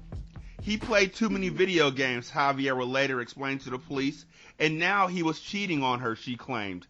She knew the signs. Tinder on his phone. Scratches across his back. A girl's hair in their shower drain. Time. Real quick. He played too many video games? Is that a way of saying this motherfucker was fat as hell? Is that what that's code for? It's at least code that he's probably not giving her the D exactly like she wants it, because if he's spending time doing the video games, but then also sleeping with somebody else, and she's not getting the D. That's probably close to why she's upset. I think it's about time management. See, okay. Here's the thing. Also, are they white? Side note, I forgot to check and see in this article. Are they white? I'm pretty confident. Okay. When it kept going, I just began to become very confident that yes. See, because that stamina that stamina don't be existent in the white dudes. Which I enjoy personally because I like to sleep, but anyway. Jesus Christ. I'm just saying, it's a situation where he's a video gamer and she's a good student because she never gets the D. So, I'm below, so sorry, girl. In the weak phone glow, Javier allegedly started hacking. Lavelle woke to his girlfriend of 2 years attacking him with a sword, police say. Survival instincts, mainly martial arts training and all the kung fu films he had watched, clicked in. Quote, I was able to Wing Chun my way to survival, he told the news in an interview this week. No, I'm done. Okay, Everybody had fun that night. Everybody Wing Chun tonight. My God. Everybody have fun tonight. Everybody Wing Chun tonight. He eventually wrapped Javier in a bear hug. I saw the look in her eyes, and it scared the living poop out of me, he told the news outlet. I told her I loved her, and she was killing me. She needed to call police, or I was going to die. Listeners, remember that sentence right there. It's very important. I told her I loved her, and she was killing me. She needed to call police, or I was going to die. That's very important. Javier broke off the attack and made the call, frantically telling a 911 operator that she had stabbed her boyfriend and she thought he was dead. You used a sword. Okay. You used a sword? You used a sword. That's what the operator said. This is a quote. You used a sword. When the police did arrive on March the 3rd, they found Lavelle curled up in a blood-spattered bedroom, according to the probable cause affidavit filed by the police. Remarkably, he survived the attack despite serious injuries. He almost lost the index, middle, and ring fingers on his hand. But in interviews this week, the competitive gamer sounded happy to be alive. Yeah, he's a competitive gamer. So he's doing These it a niggas lot. be lying, but okay, sure, fine. He's on Halo a lot. And or Overwatch. Destiny 2. Overwatch. he's on Overwatch, and she ain't on the D, and that's a problem. So, remember that last sentence that I told y'all to keep in mind, because it was important? Here's why. He sounded happy to be alive. Quote, I was just so proud for beating this samurai wannabe crazy lady with hate in her heart, the 29-year-old told the news. I've been preparing my whole life for something like this. This nigga said... Just a little bit ago, he said, I told her I loved her and she was killing me. She needed to call police or I was going to die. But once he was healed up, I've been preparing for this moment my whole life. What, curling into a ball and saying, stop it! First of all, let me commend this bitch for not pulling a Lorena Bobbitt. Do y'all remember that shit? Yep. That's what I figured she was going to go for, or at least... Yeah, that would have been my first thought, but maybe she went for what was exposed. Like he could have had like clothes on in some kind of way, so she went for the upper body. Maybe he was sleeping without a shirt on, so that's what she went for. But unless he was wearing a fucking like metal, like unless he was wearing a quite literal cage around his dick, you could entirely Lorena Bobbitt his ass and throw it in a fucking field. And that's the end of the goddamn story for that motherfucker. Y'all are looking at the wrong angle on this. Yo, check this out. Yo. She could have cut off the D, but she loved the D. She wanted the D, and she wanted to keep the D around. But if she cut off his motherfucking fingers, he couldn't play video games anymore. What? That's real. Okay, that's real. That makes all the sense to me. But you know what, girl? All I'm going to say to her is, let's be real. You can call any lesbian any day with a strap on, and she will be better in bed than that motherfucker was at any given moment in time. Let me tell you something. Like, because she gives a fuck and understands what your anatomy is working with, and will actually put in the effort. And this motherfucker too busy with fucking Halo or some bullshit. It was Overwatch! It was Overwatch, damn it! Whatever. It was Overwatch. Also, I want to point out that if she didn't cut the whole limb off, this samurai sword wasn't a Hattori Hanzo. That's all I'm gonna say. Like, if this was Hattori Hanzo, she would have taken his whole body to pieces. So I just want to point that out real quick. I mean, okay, so y'all probably don't know this about me, because I don't have this listed anywhere. I have above my bed a ninja knife that came with, that side note is rainbow, but that's another goddamn story. Gay as the day is long. But anyway, so that's hanging above my bed. And right outside my bedroom door are 2 swords that are sharpened and ready to use at any given moment. Why? I was going to ask that. One, because I'm not allowed to have a fucking gun, and wouldn't want one anyway if I had one. Because, again... Depression. Yeah, suffer from depression. Not a smart plan. I'm not gonna have that. If I get too sad one day, shit, it's just all gonna be over, and I don't want it. So, what I do, however, want is if a motherfucker comes up these goddamn stairs, I want to stab that bitch in the face. Right in the motherfucking face. And I can do that because it is right next to my goddamn door. You see? I'm prepared. And the ninja sword is not the sword. The knife that I messed up because the sword is the same color as the knife. So, yep, rainbow ninja sword. That is exactly what the fuck I have in my possession. Also, side note, you want to know how much that cost me? $100. Nope, $20. Anyway. And I thought I was going lowball. I thought I was like, okay, they're going to be insulted by the number I'm going to give them, but... No, $20 goddamn dollars for both of them, actually, but that's... Anyway. So, that knife, which is sharpened, and I have sharpened at all times, which also, that's not even my go-to knife. That is just the, oh shit, someone is stabbing me in the middle of the night, and I gotta cut a bitch. That's that knife. That's that one right there. I mean, I'm not really worried about this, by the way. I live in the middle of the woods. Like, I'm not that worried about this.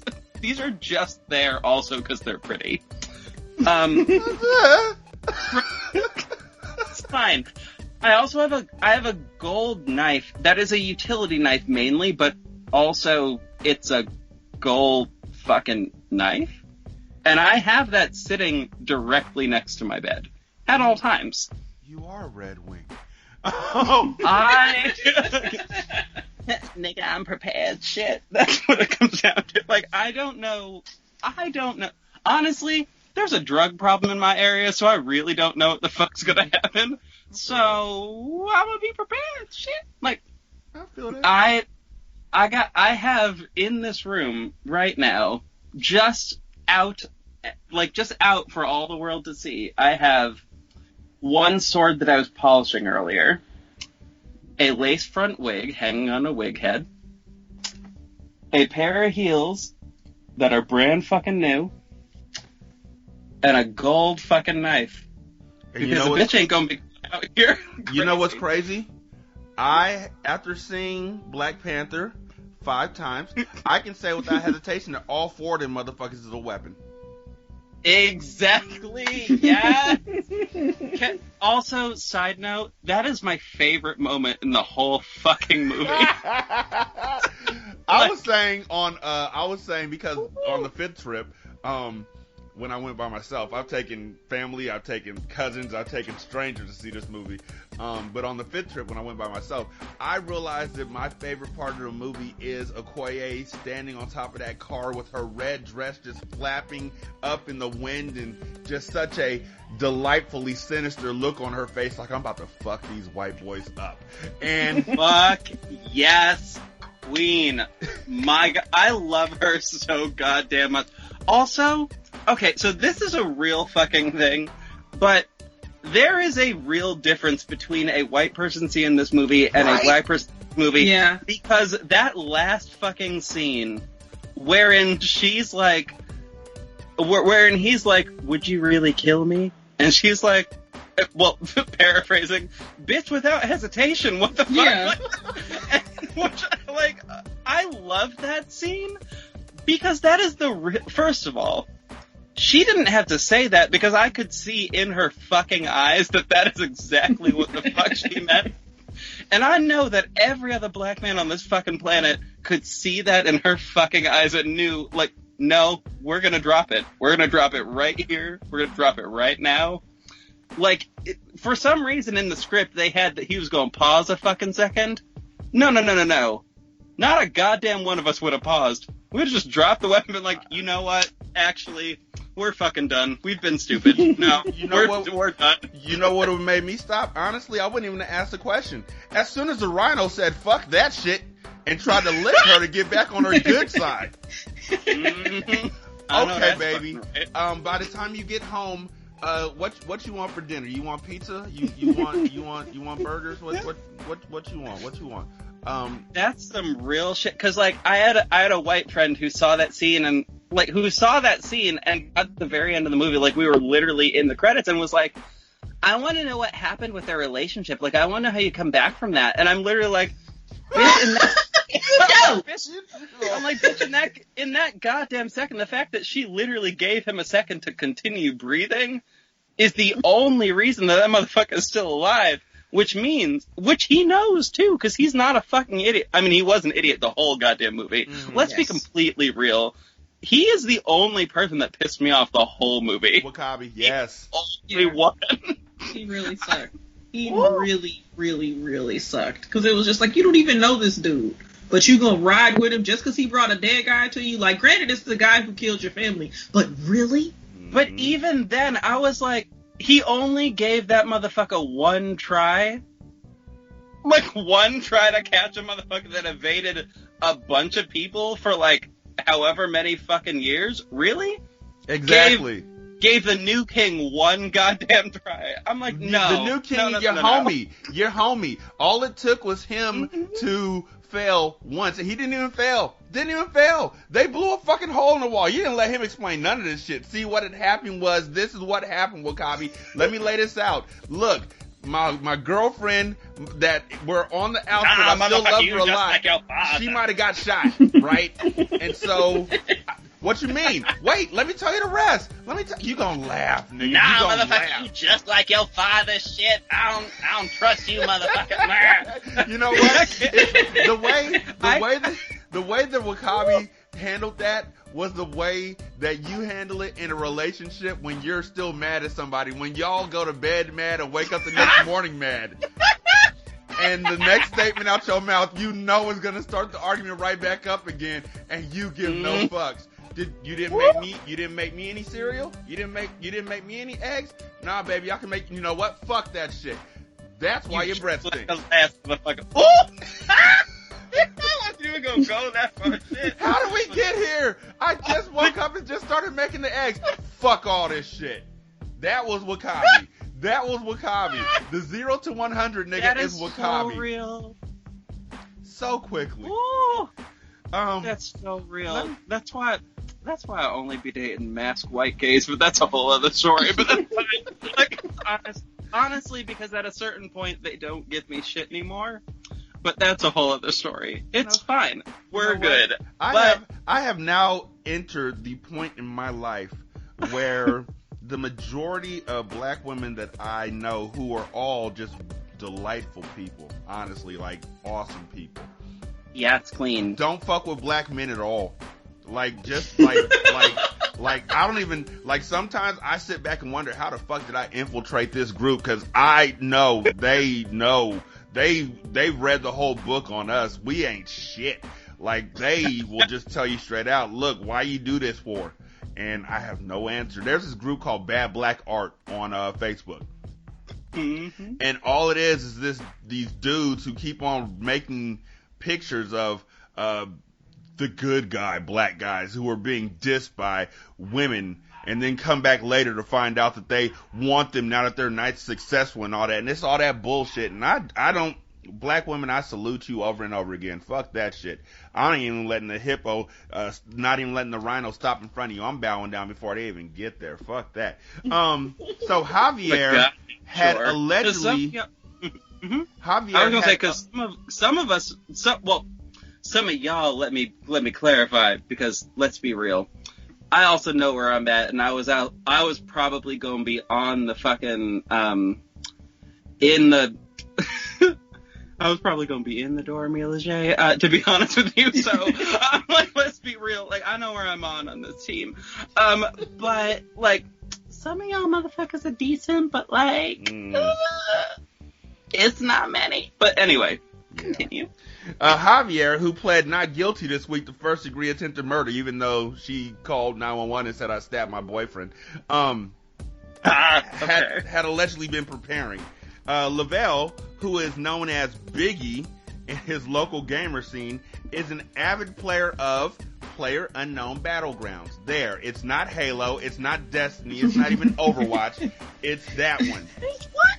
A multiplayer. Y'all can't see me, but my head turned all the way the fuck upside down to say that. I'm like, what? Yeah. What the fuck you mean? Yeah, this my kids play it. No, my head turned around at Biggie. That was, I was like, excuse. This nigga said, what? No, I'm actually finished. First of all, fuck this dude. But also, like, in most stories, I'm gonna be like, fuck this dude, but that's because I know where my allegiances lie, shit. But like, I have learned, I have grown and I have learned, and I know where the fuck my allegiance needs to be. But first of all, this nigga bragging about the fact that he survived. Girl, please. He only survived because she was angry. See, because if this bitch had been actually calm during this attack, what would have happened was she would have realized you don't go for the fucking chest. What you go for is the jugular, bitch, so he can't scream. But anyway. Oh, no. So, Lavelle had been recently logging 12 to 13 hours a day playing the game. See? No sex. No sex. No sex in the champagne room. There was no D happening. He probably wasn't even cheating. You know, he probably wasn't even cheating. If he's this focused on this game, he is probably like eating, sleeping, and playing the game. Check this out. And it's just on Tinder, probably just looking at people's pictures. He ain't sleeping with nobody else. He's jacking it. He's jerking it, and then getting right back to the game. Okay, so I'm gonna tell y'all a real quick story. So, first of all, let me start the story off by saying that my primary care physician a hating ass bitch. I will start it there because this bitch knows when my birthday is, right? Because it's in my fucking file. My birthday was this past weekend. She, a week and a half ago, because I had this, like, weird toothache situation, prescribed to me a antibiotic. And this antibiotic is known for having a specific side effect.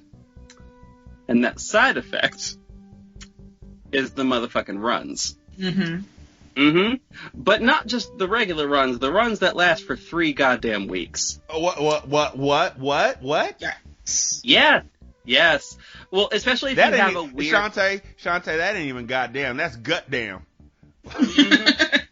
I mean, my stomach is also weird. I had an eating disorder when I was like 18, so it's a little... Well, no, it was more like when I was 16, but whatever, it's fine.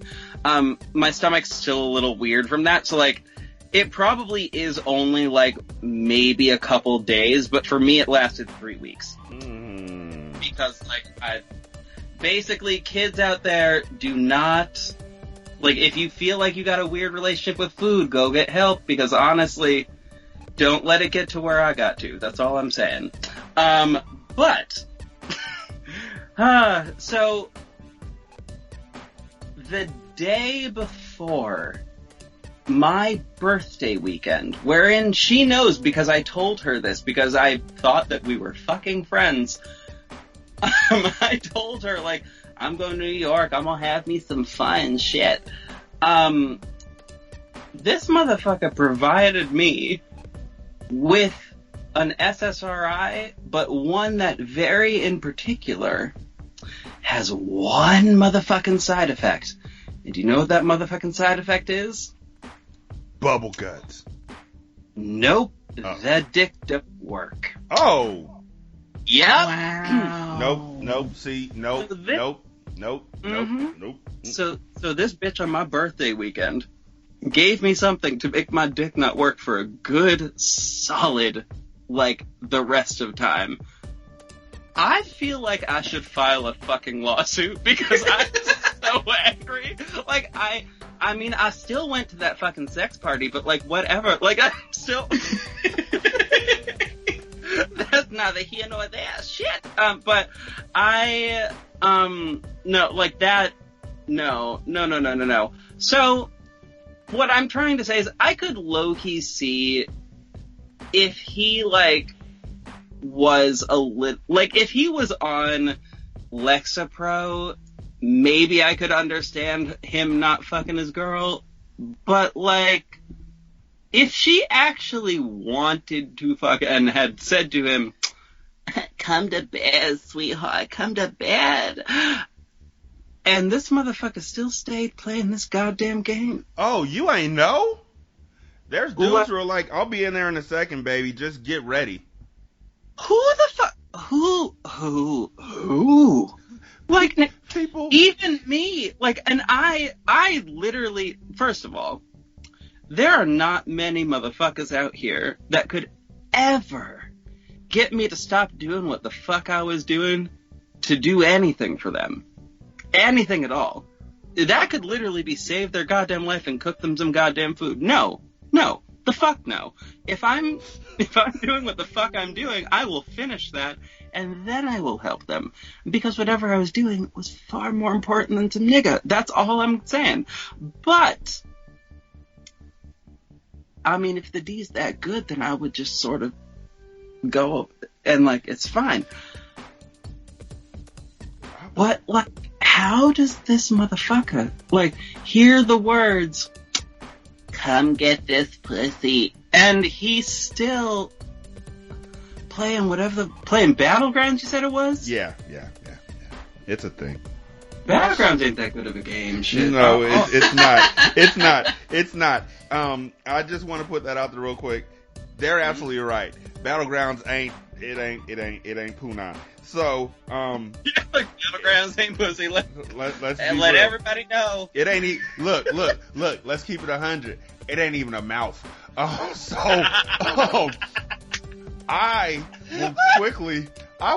Nigga, if you offer me, if you say I want the, look, daddy, baby, I'm trying to fail a class. What you mean? I'm looking for the D. I will gladly run into somebody on that game and get shot in the face. Like, I will stand still. Goddamn right. I will leave the microphone on so you hear me doing the little death because I just died in your arms tonight while the game is playing. And I don't care. But this dude apparently had a regimen. The regimen required exercises for his hands, wrists, and shoulders, and also practicing mouse moves and techniques to maximize performance. Quote, No. What that motherfucker was doing was aerobic jerking off. That is all the fuck he was doing, first of all. Because if you are doing it aerobically, that will work out all of the same muscles that you just listed. I'm saying. You know what? If you do it right, shit. He said, quote, I wasn't a sweaty nerd. I was more of a, get this, ladies and gentlemen, listeners and lovers. I wasn't a sweaty nerd. I was more of a athlete.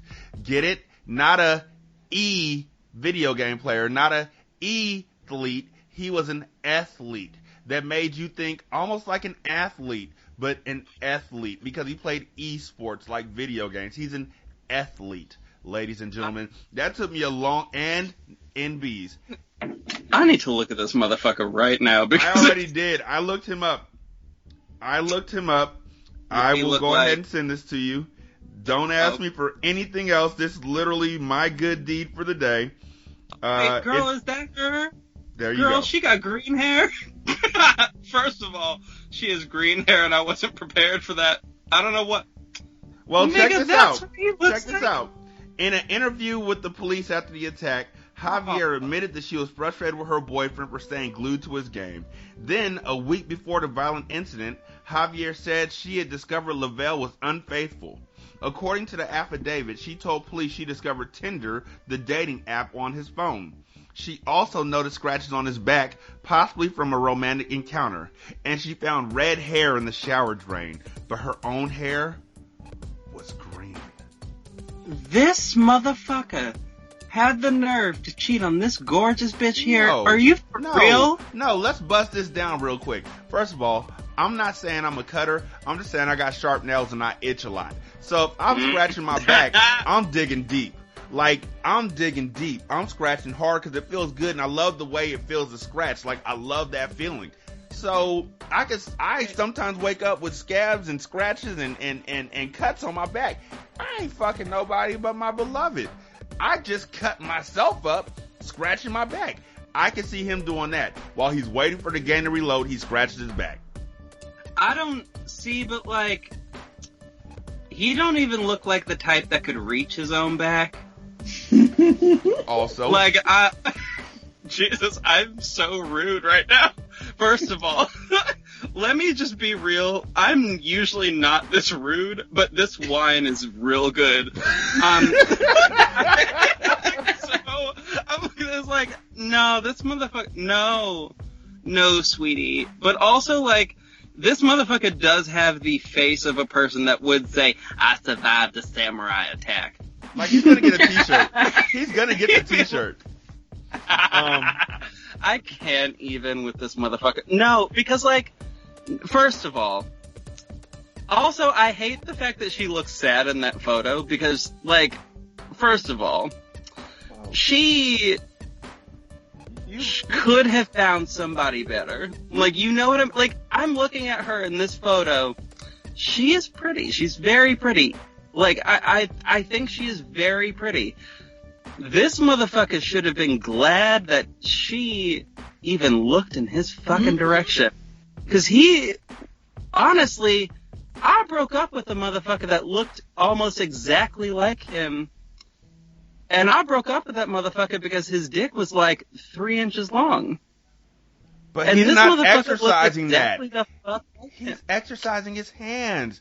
What she wanted, she probably didn't even want the D. She probably wanted his fingers. His fingers were probably strong as shit. I'm looking at them fingers in this photo. They look tiny. They look like baby hands. I don't think that's how that works. Baby hands. I mean, unless she was getting fisted or whatever, because I don't know, 50 Shades of Grey or whatever, some shit, but like, no. See, I've told all of my, okay. I'm the type of person that is a little more free-spirited than most and more open-minded than most, so when I am dating someone, especially lately, I know what my schedule is like. I also know that I enjoy variety, which means I am far more likely to enjoy an open relationship than another person, and really go with what, in the moment that I am free, in the short amount of time that I'm free, especially given that I know that what my partner's schedules look like, I know who I'm going to call in that moment because I know what I'm probably going to need. Hold on, let me break it real quick. So what you're saying is, I know who I want to take me home.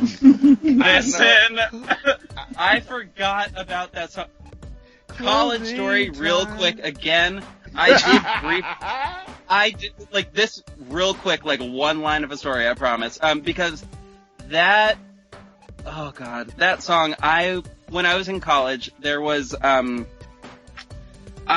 took music therapy for a brief amount of time.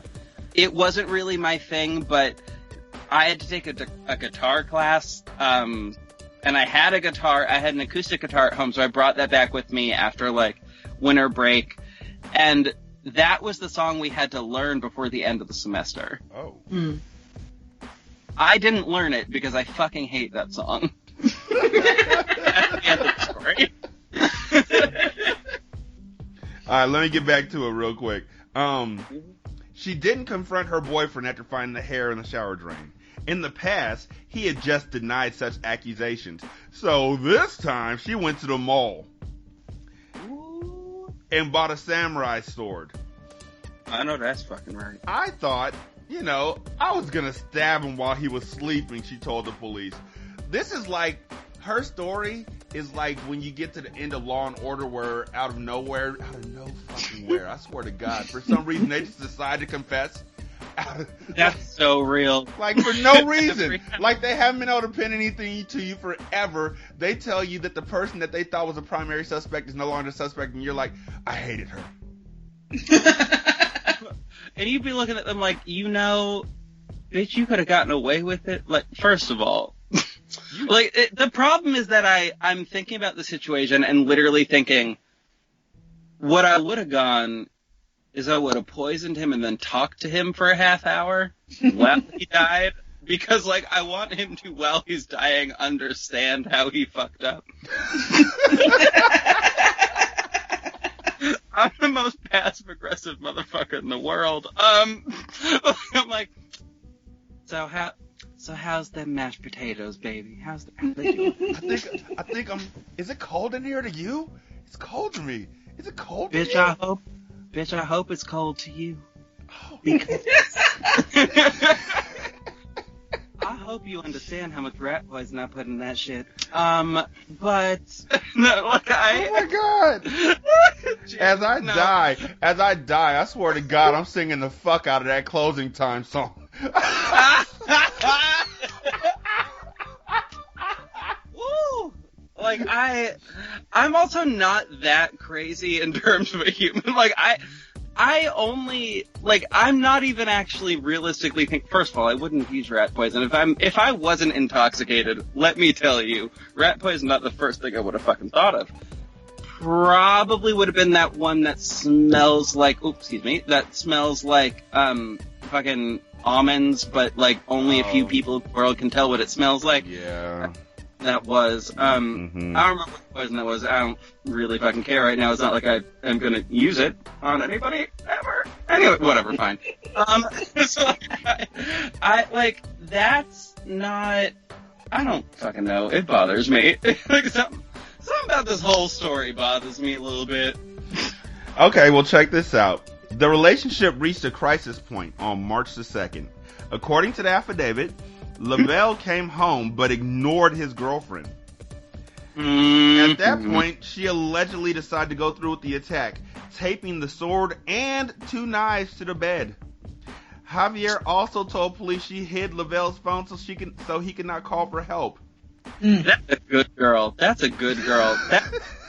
That's why she got first-degree murder. That exactly. And why are you telling the police all this?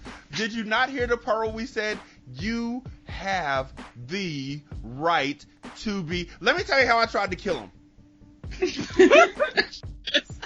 Wait. Before you do that, I have to tell you this. You have the right to. I bought this samurai sword because he's cheating on me. Do you see my hair? Do you see my hair? The hair in the shower was red. I told you I went through a red phase. Shut up, motherfucker.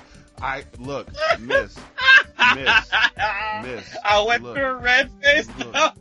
Look, you literally have the right to be. And then I took his phone and I hid it. I hid the fuck out of it. And I sharpened up his knives and I sharpened up my sword and I put them on the side of the bed. You have the right to. And then I waited because I knew that he was going to come back and he was going to play that stupid fucking game. And he never wanted to play it with me. He always said it was a one-player game. I told you it was a one-player game. You bought that system for me, you motherfucker. Look, you got the right to be saying, I can't hear you. I don't hear you. Right now, in my head was vengeance. All I wanted to do was kill him. I just wanted to stab the knife straight through his face. All I wanted to do was cut him into little pieces. Are you going to let me tell you that you had the right to Nah, he had the right to die because all he had to do was give me the D. All I wanted was a little time and the D. 12 to 13 hours playing a video game. How am I supposed to compete with that? Who the fuck wants to live with that anyway? This piece of shit didn't clean. He didn't cook. All he did was got up and play video games. You have. You know what? Fuck it. He didn't even have to give me the D. You know, he could have just given me the tongue, you know, and I probably would have let that ride or whatever. But you know what? The right. I don't know where that voice just came from. You have the right. You have the right. You know what? I did have the right. I had the right to kill him. And so I tried. But you know what? I still love you. No, fuck that. And no, so when fuck he that, said you're killing her. me and crawled into a ball, I didn't say you were killing me. I didn't say you were killing me. My Wing Chun protected me. My Wing Chun protected me. When he curled up in a ball, officer, and said you're killing me, I'm going to die. I didn't say any of that, Your Honor. I didn't say any of that, officer. I'm a kung fu artist. I didn't say none of that. Nigga, you said it. I didn't say none of that. When he looked at me and looked me in my eye and said, baby, you're killing me, something in me just froze. And I was like, oh my God, I'm killing him. So I went and I called 911. And yeah, I may have admitted that I tried to kill him. You know, you literally have the right to be silent. I don't want to be silent no more. Video games killed this relationship. Living with this motherfucker was torture enough. Living with this motherfucker was torture enough. Give me fucking prison. Besides, because I will kill this nigga otherwise. Do you realize this TV? Look at it, Your Honor. Look at it, officer. You keep calling me Your Honor. I'm an officer. Look at it, officer. This TV is 74 fucking inches. Come here. Come into the bedroom. Come here. Come here real quick. Come here. Come here. See that TV right there on the nightstand? That is literally a 21-inch TV. Your Honor, I have dildos longer than that TV. Who the fuck? He wants me to watch. He told me to watch Orange is the New Black on that little thing. I can't even see crazy eyes on that TV, Your Honor. If you call me Your Honor one more time, I swear to God. Your Honor, officer, Your Honor. I had to do it. Oh my God, I'm dying. I can't. You can take me in now. I'm ready to go. I'm ready to go. But you know what? You know what? I tried to cut his motherfucking, don't say his dick. Nah, nigga. I tried to cut his motherfucking fingers off.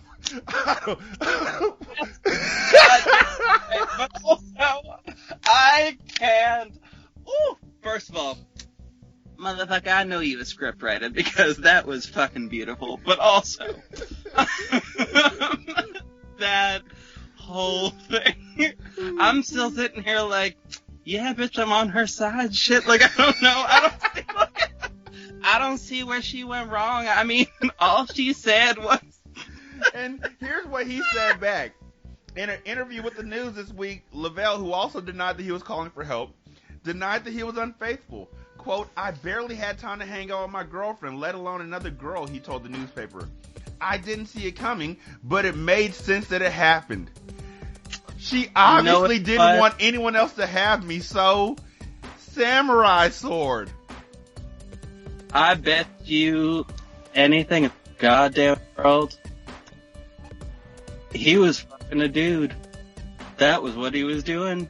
See, because I know that it seems probably like a weird idea, but we low maintenance as fuck. All you gotta do is tell us about 5 minutes in advance, and we will be ready. You need to do. And see, if all he did was have to text one of his fucking bros that he needed... I can't even continue that fucking sentence.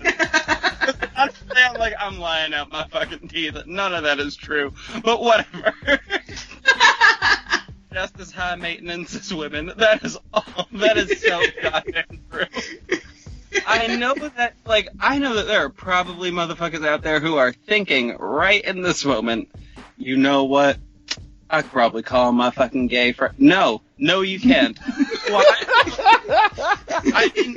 We'll get it on, and then we'll play Halo together. No, you won't. No, because this motherfucker want to go out to the club too. Shit, I don't know. No, it's not gonna fucking work. I don't know why I'm tired, but I'm tired. I'm already fucking tired, and I can't. Let me help you out. The feeling I had, God damn it. Let me just say one more time, this motherfucker was curled up in a ball saying, "You're killing me." Just remember that part. That's important. You're killing me. Now he says, now that she's in custody, quote, "The feeling I had when I won the fight with my bare hands." This limp-ass dick motherfucker. Actually, no. I'm so finished. Finished. It's just absolutely the best feeling, Lavelle boasted this week from the hospital. "I've played all the sports, won big games, landed some decent tricks on my snowboard. This was better." Okay, here's another little quick story. There is a thing that can occur to a lot of gays out there, and probably a lot of them have experienced this, and probably a lot of women have experienced this too, especially if you've experienced pregnancy.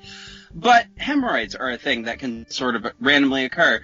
If you have them for long enough, your body will train itself to just sort of retighten itself, which happened to me for roughly about 6 months worth of time. So, I was practically tight as a virgin at this motherfucking point, so I had to retrain myself to, take some whatever. And and I have the tiniest of toys in this motherfucker to help me train myself for whatever nigga comes along, you know what I'm saying? Yeah, and this motherfucker sounds tinier than any of the fucking toys I have in this goddamn house. I have a fucking collection. I am so goddamn angry at this motherfucker, and I'm looking at his face, and first of all, the problem is that he is fucking smiling in this photo, and for some reason that bothers the shit out of me. I'm looking at him I'm also low-key looking at her I'm mad that you didn't aim for the dick. You should have done it. Maybe she knew she would have missed. Whoa. Oh God. Whoa. Let me. Yes. Oh, my heart. Oh no. This is like when you see somebody get crossed up in basketball. Niggas, we should be running on the court right now. Oh. Because let's be real. You probably right. Again, I have dated primarily white men, for the majority of my life. I live in the middle of the woods, let's be real. That's the main reason. I live in a place where most sensible black people would not go because there's a lot of cold and a lot of fucking snow up in this bitch, and I live in the middle of the woods. It does not make sense to live out here. If you have melanin, it does not make sense. I am forced to live out here, so I do, but it does not make a lot of sense. Anyway, I've dated a lot of motherfuckers that look like this. They are all so tiny that, you know what, I probably would have missed too.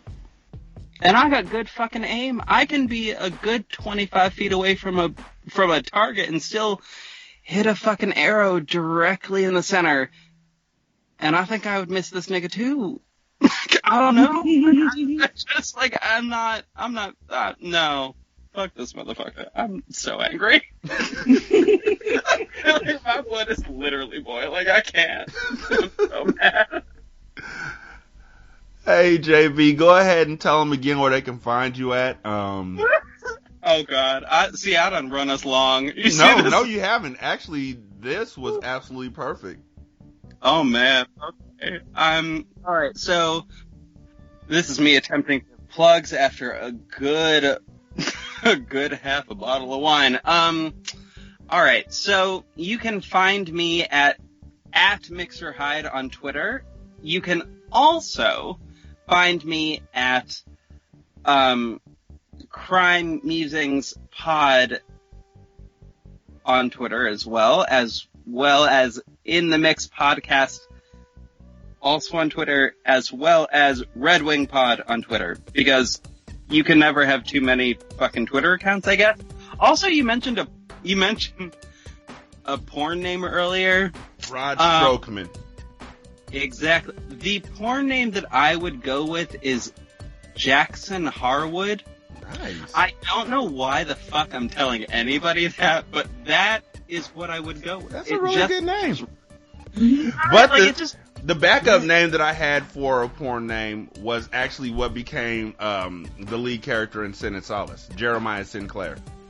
Ooh, girl.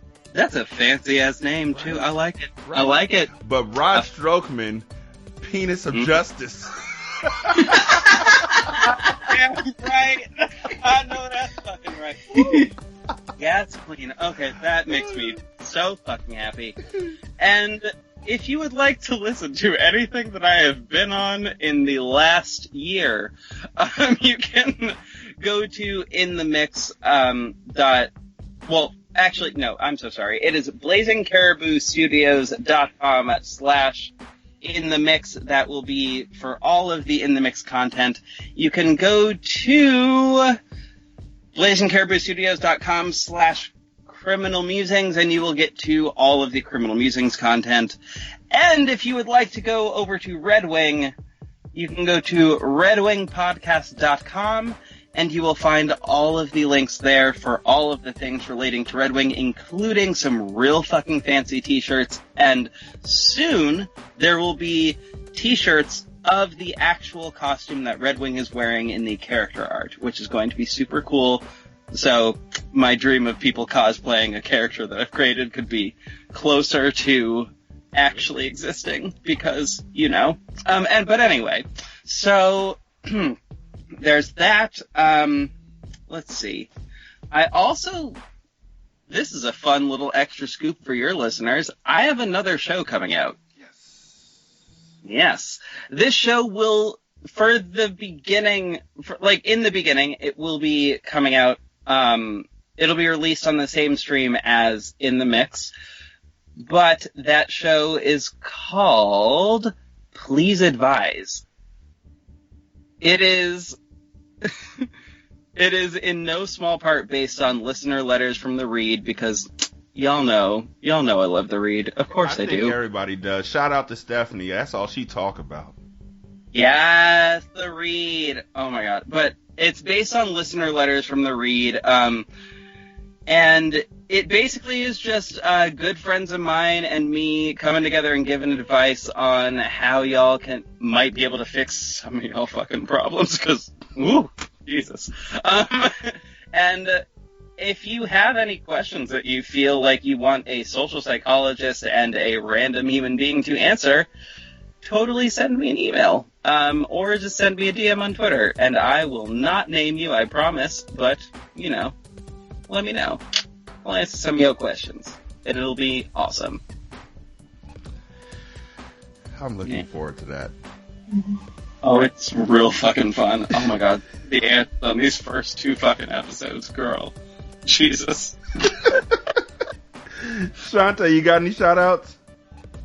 Well, first, shout out to JB for being on the show. It was awesome. Been literally delightful. Oh my gosh. So happy. Yes, you are always welcome on the show. I didn't want to I didn't want to forget to say it. Literally. Just let us know. you are always welcome back. Period. And also shout out to me because my birthday is tomorrow. Yay! And happy belated birthday to you, JV. But yay, Shantae! Yeah. Look, Patreon members, look, she needs shit. Okay. Fuck yeah, March birthdays. Yeah. Fuck yeah. Yeah. What's the last video game you played, Shantae? What's the last new game that you played? Oh God, I haven't been playing new. I don't really play new video games. I can answer that. I buy movies. Okay. And then buy makeup. Movies and makeup. We need to get her a copy pre-ordered of Black Panther. We need to get her Thor Ragnarok, and we need to get her Coco. Get her Injustice 2. Oh, that's what I'll need to fucking get her, because I've been playing that for like so long. It's a really good game. It is. My parents went out of town for 2 fucking weeks, and I got fucking, what character did I get to level 20? I got a character to level 20 in the span of time that my parents were gone because my dog wouldn't fucking shut the fuck up during the middle of the night. So I had to go and sit down. She's a tiny dog. She's like the length of my forearm. So she's like always paranoid about shit. So I had to go downstairs and fucking hang out with her. And I would have to play Injustice 2 the whole time I was playing with her. Oh yeah, you had to. You had to. I really did, because if I left, she would fucking start barking again. Also accurate. I feel that. Yes. I'm like, fucking dogs. I love dogs, but god damn it. I'm so tired. Let's get Shantae something. Something, y'all. Come on. Right now, all of our Patreon money goes towards paying bills.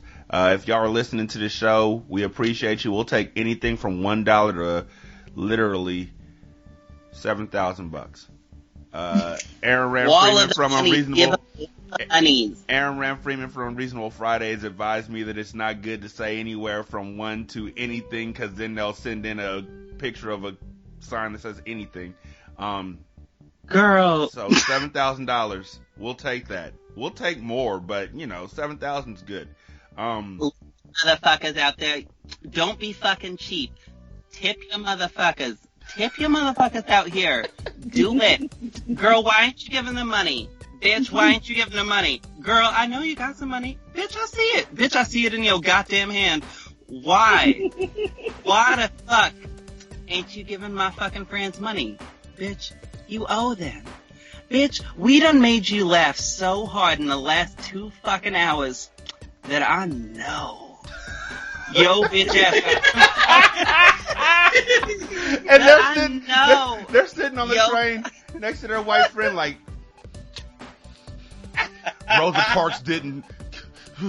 I'm gonna use that. I'm literally gonna use that as a statement.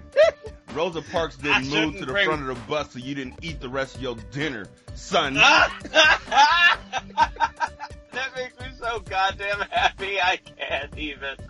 My God. Oh, yes.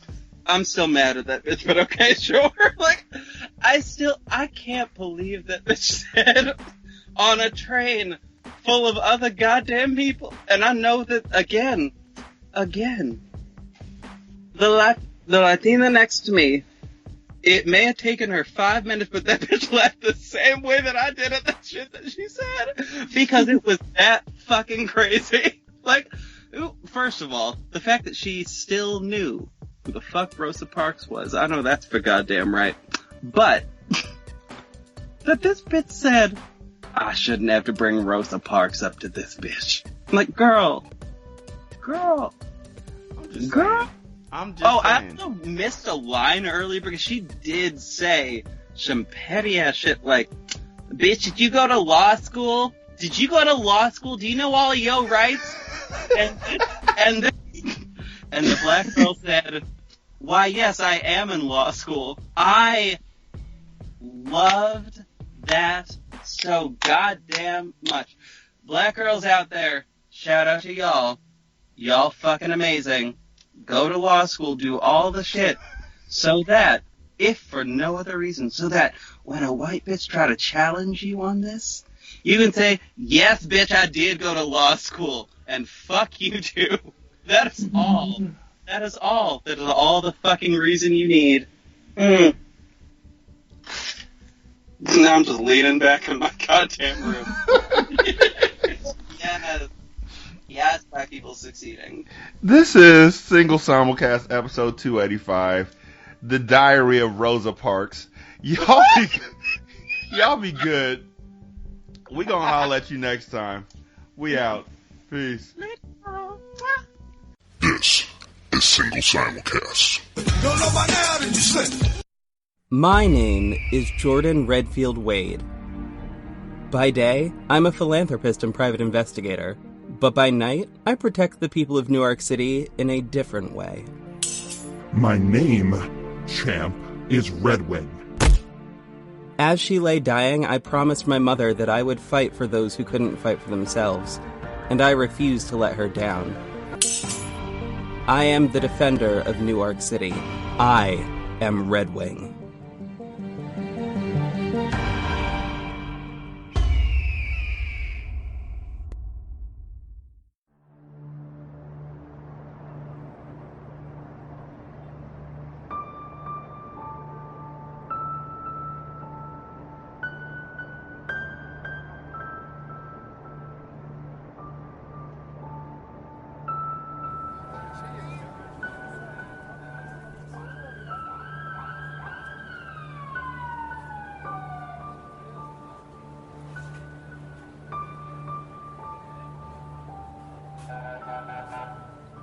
Newark City. The city of progress, as Mayor Edward Fields calls it. He announced the renaming of the city, which was formerly known as New Arklow, at the ceremonial opening of the new iteration of Blackburn Labs at the Center College part of the city about a year ago. To him, that is progress. Science drives the future. I don't know that he's wrong, but one thing is certain. He does not know the effects of science and money like I do. Hell, he doesn't even know Newark City like I do. While the mayor devotes most of his time to these ridiculous ceremonies, there are people in Revenant Heights who are suffering and going hungry due to poverty. Unemployment citywide is skyrocketing, and consequently homelessness and vagrancy run rampant in the streets. The Parcelli mob partially absorbed the McNamara gang and now controls half of Revenant Heights and pretty much all of Falcon Village. Organized crime has been a problem for my entire 27 years of life. The police department ignores the crimes that go on here. Drugs are becoming an even bigger problem than they were before. All the robberies, arson, assaults, muggings, murders.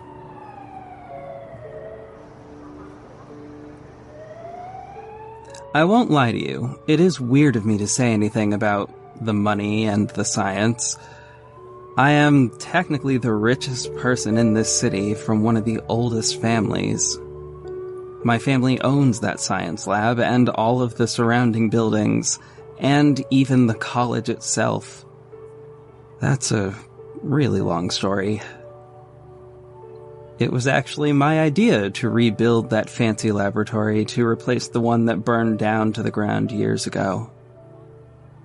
I thought maybe somehow it would help. Maybe it'll create jobs, or maybe come up with some kind of medicine or sustainable food supply. Whatever. Even if the city has its issues, it is still my city, and it is my honor to protect it.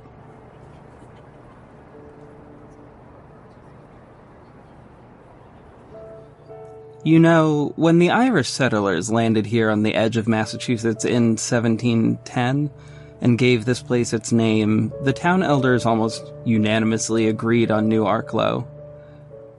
But one elder said no. Thomas Wade was his name. He had said he had sensed something, an energy in the soil. He had said, "There is darkness here. There is a darkness in the soil. This is Gather Gansolas." the city without light. He was almost laughed out of town. Almost. Instead, he moved his family onto the land that would become Revenant Heights, the very center of that land. Over the next century, building the city, that was hell for the Wades. They were the only founding family to refuse to own slaves, believing that it was immoral. They created Revenant Heights as a village where slaves would be freed and protected by the Wade family. Because of this, Revenant Heights is still the population with the largest number of people of color. The town called the Wade family crazy, accused Thomas Wade's wife, Aida Redfield, of witchcraft and executed her and Thomas in front of their son and teenage daughter.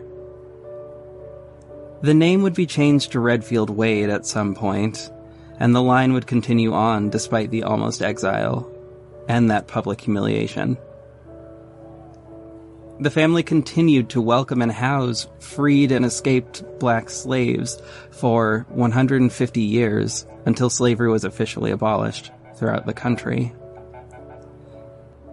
As was naturally bound to happen, several Redfield Wade family members married and procreated with black folks and Native Americans, those who happened to be here, which, due to further racism, that tarnished the family's reputation further. They still look at the family weird in the streets. And I guess that's where I come in. If you hadn't guessed it already, I am a Wade. My name is Jordan Redfield Wade, son of Terrence and Malia Redfield Wade, one of the few living direct descendants of Thomas Wade. So I guess I have a particular connection to the city or something like that. The blood of this city runs through me. I'd be remiss if I didn't tell you what I look like. I'm roughly 5'10", with black wavy hair, and I'm often told that my skin is the color of glowing salted caramel, and that my hazel eyes are the color of honey with the slightest hint of emerald.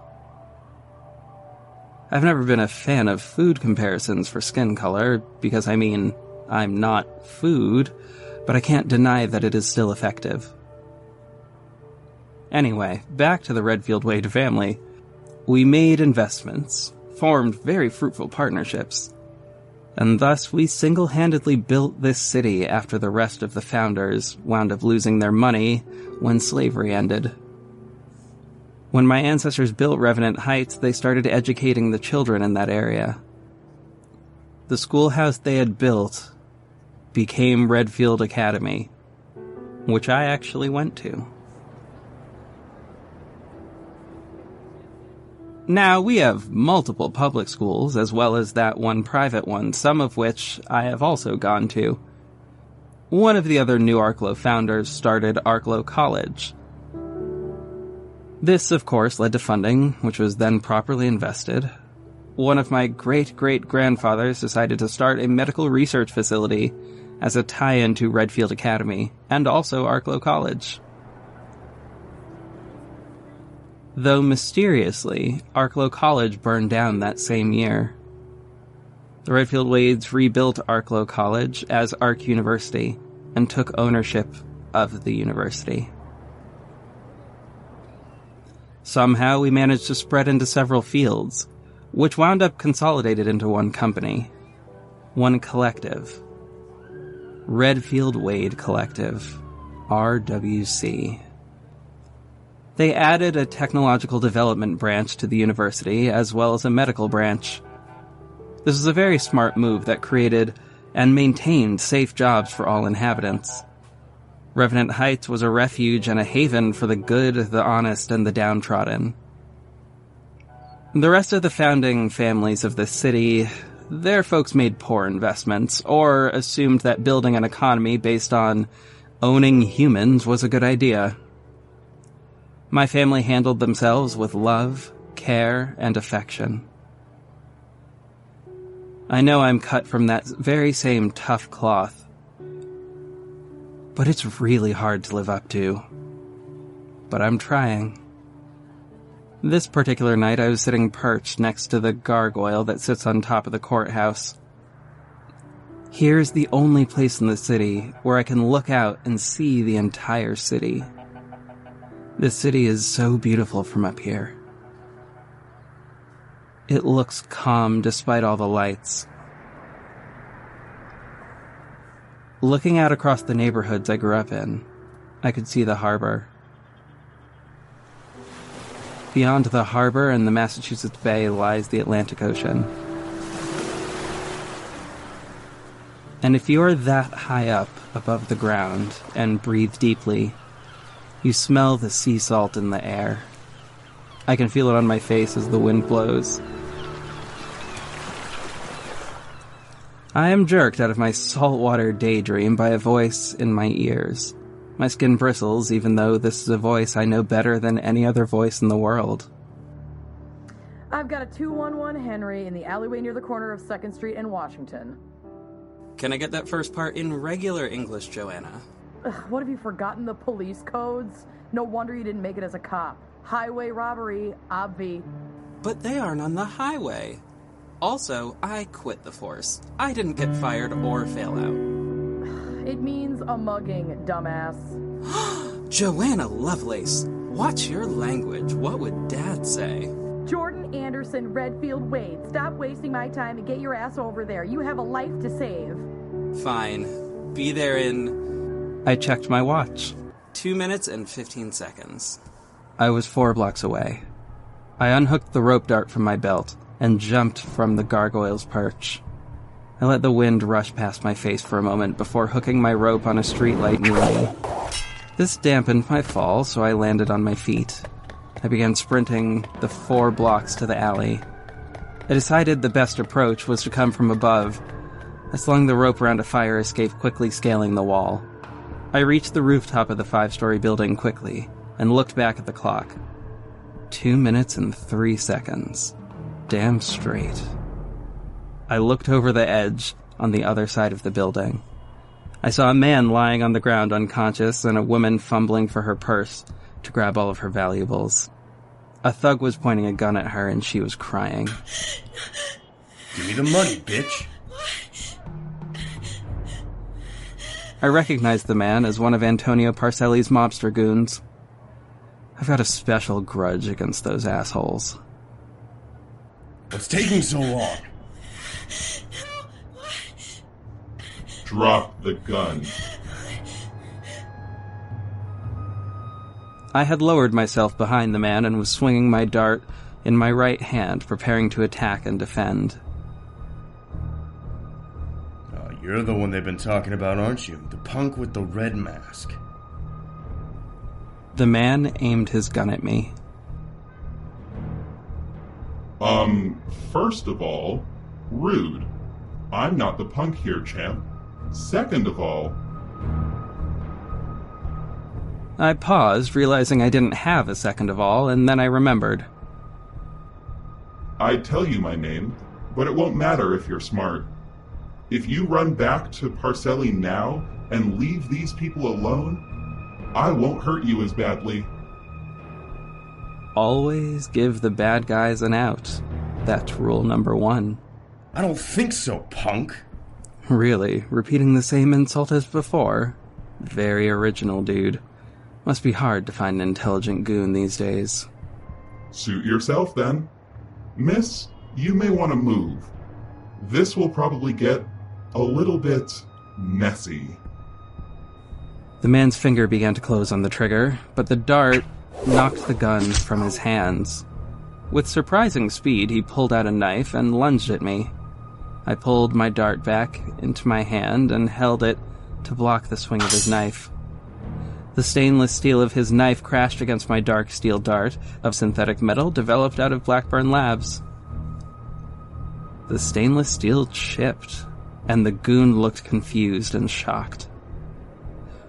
Within the span of that second, I used the rope attached to my rope dart to create a loop, and then wrapped the loop around his neck, like a noose. I smirked and put my left leg up, and used it to push him back a few paces.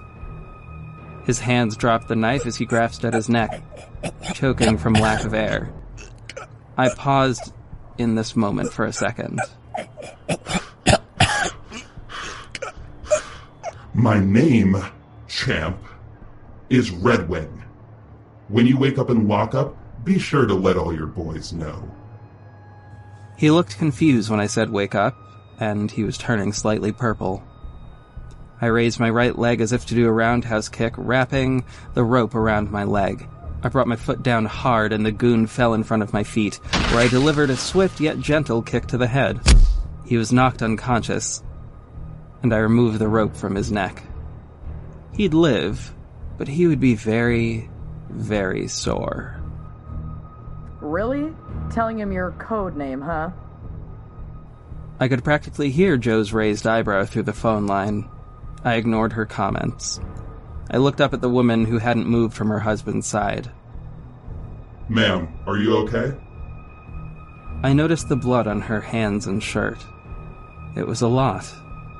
Ma'am, are you okay? Does this man need medical attention? He's been shot. He's bleeding from the chest. It had missed the heart, but if the bleeding continued, he'd bleed out. I turned to the woman.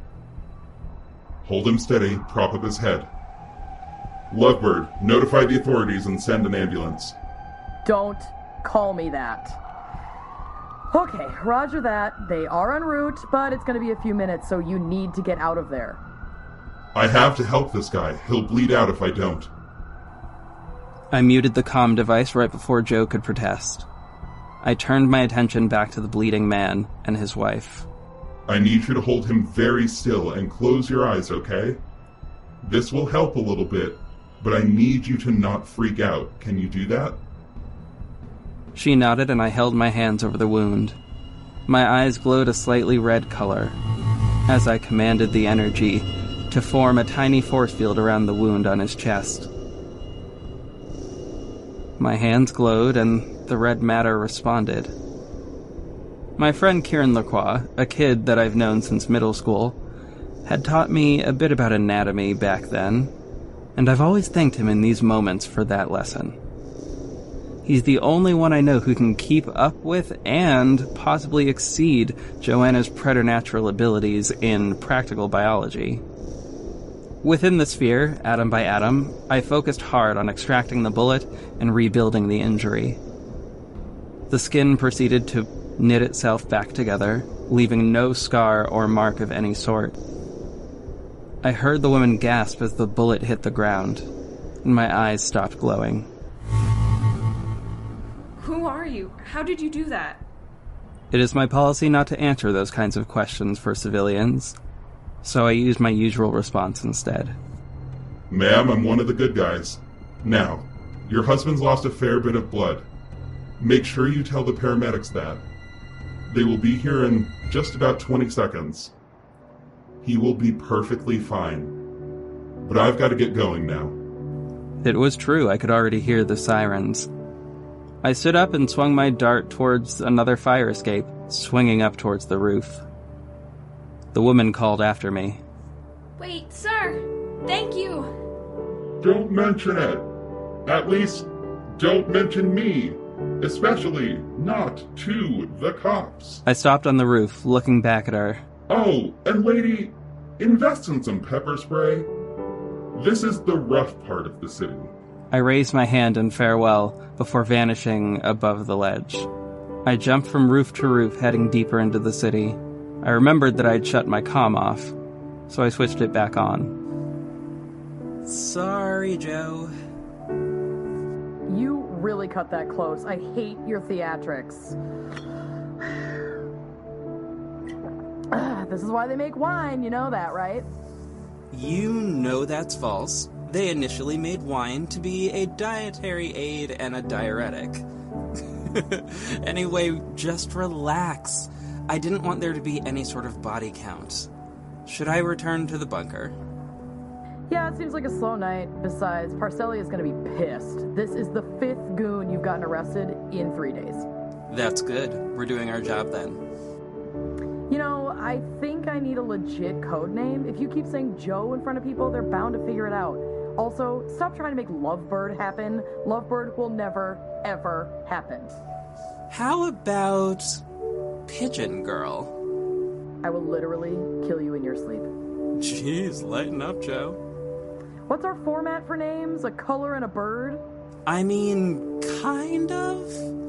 Red is a color and wing is a part of a bird? I'm thinking White Hawk. You know what? I don't hate that one. We'll figure it out. I scaled to the top of a 12-story building and looked down. Later, Joe. Get back safely. Joe wished me that every time. It always makes me smile to hear. I responded the way I always do. Always do, sis. I switched off the earpiece and looked toward the cathedral. My breath caught in my throat. I noticed at first the moon, which was much larger and more full than it usually seemed. Silhouetted against the moon was the figure of a man. The figure was staring right at me, and though I couldn't see his face, I knew he was staring right into my eyes. I couldn't breathe. I didn't know what was happening. I didn't grab my weapon, but I began to walk toward him. He began to walk toward me as well, with a little more purpose, it seemed. I was so entranced by him that I didn't notice when I walked directly off the edge. I suddenly felt myself falling, but it felt as though I couldn't move. The ground rushed toward my face, and then everything went dark.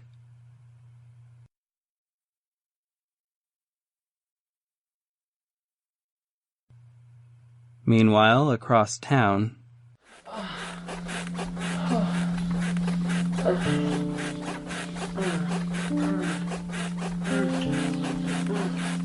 a man with bright green eyes, bloodshot from lack of sleep and stress, and the beginnings of a 5 o'clock shadow rose from the bed.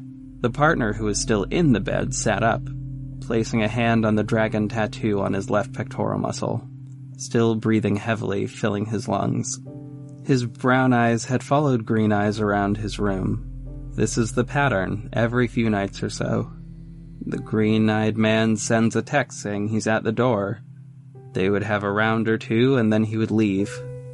The sex was certainly electric, but there is a distance, and the dragon-tattooed guy started to feel it. It was as though the green-eyed man wasn't thinking about him while they were, well, couldn't really call it making love, could you? The brown-eyed boy heard himself say it and couldn't stop. You know, you could stay the night. I don't think it would hurt. The green-eyed man cast a glance over his shoulder. There was a dismissive chill to it.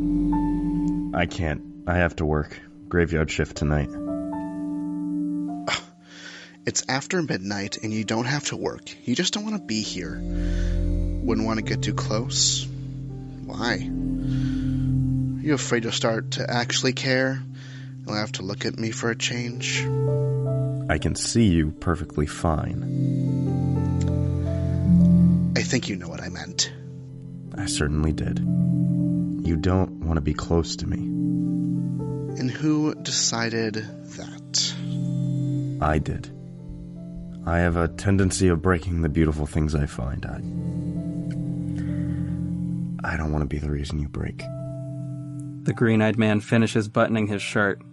He put on his jacket and made his way toward the door. He opened it, but stopped to look back.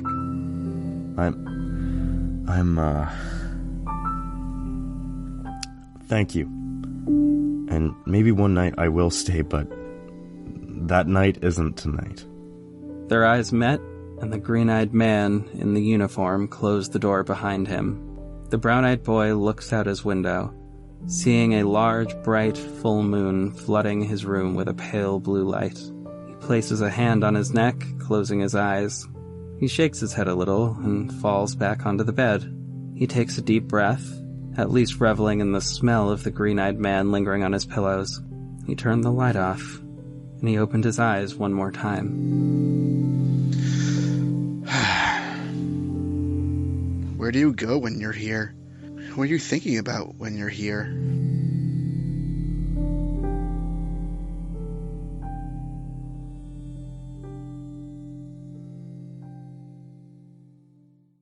In another part of the city, the police have brought in the criminal that I had helped them capture. 2 other officers sit in the main lobby doing desk work. And another one. That's quite a few in the past few days. I feel like our department should bake that Max Tunk a cake. He makes all of our jobs a hell of a lot easier. A cakewalk, if you will. Ugh, I won't, thanks. Wait, so that's what you think of him? That masked red guy? I mean, I call him like I see him. These days, it's hard to keep tabs on organized crime. We lost half of that unit after that huge corruption scandal in that department. I still can't believe Marty was the only snitch, and yet they got rid of half of the department. You'd think it would have been someone like Buzz Needle. Why'd they keep that one? Oh my god, I hate that creep. I caught him one time sniffing panties in the locker room. Did you report him to Chief Lovelace, or go to HR? Nah, I punched him in the face. It was much faster. Yes, ma'am. Good job, sweetie. Why, thank you. Maybe they can catch Buzz Needle in a sting operation.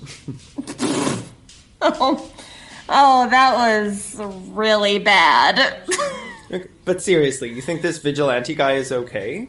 I'm worried he's going to create a bunch of copycats. Like, what if everyone starts dressing up in spandex and beating people with bats and whatever? That seems like a specific kind of fear. Also, he hasn't used any bats, from what I've heard. I feel like I'm more worried about the folks who are running around in spandex. I see enough of that on the weekends. Oh, for wrestling? Literally the only sport I can watch. You're afraid of copycats, though? From what I've heard, this one's like a ninja or something. Mm-hmm. You know what else I found out? What? That he's got a really nice ass. Who told you that? My imagination. You're such a perv. Lies. That's Buzz, remember? In any case, I guess I won't complain for now, but I tell you what, if we catch that Redwing character, I've got a lot of questions for him. Same, girl. Same.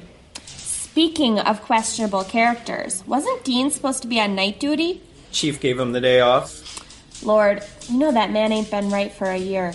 How does he even stay on the force? Nepotism, if I had to guess. You know he was dating the chief's son? They broke up, though, didn't they? The chief was ready to kick him out. If he weren't such a good cop, I reckon he would have. Listen, breakups are hard. They hurt. The only way we can get over them is time, forgiveness of the self, and resilience. But all 3 of those are a process. He'll get there eventually. Oh, look at you, getting all philosophical and whatnot. I have my moments. I'm gonna get some coffee. It's a slow night. Do you want to pick a podcast to listen to? Oh, sure. Okay, I found these 2 great ones. One is called Wine and Crime, and the other one is Yesterqueer.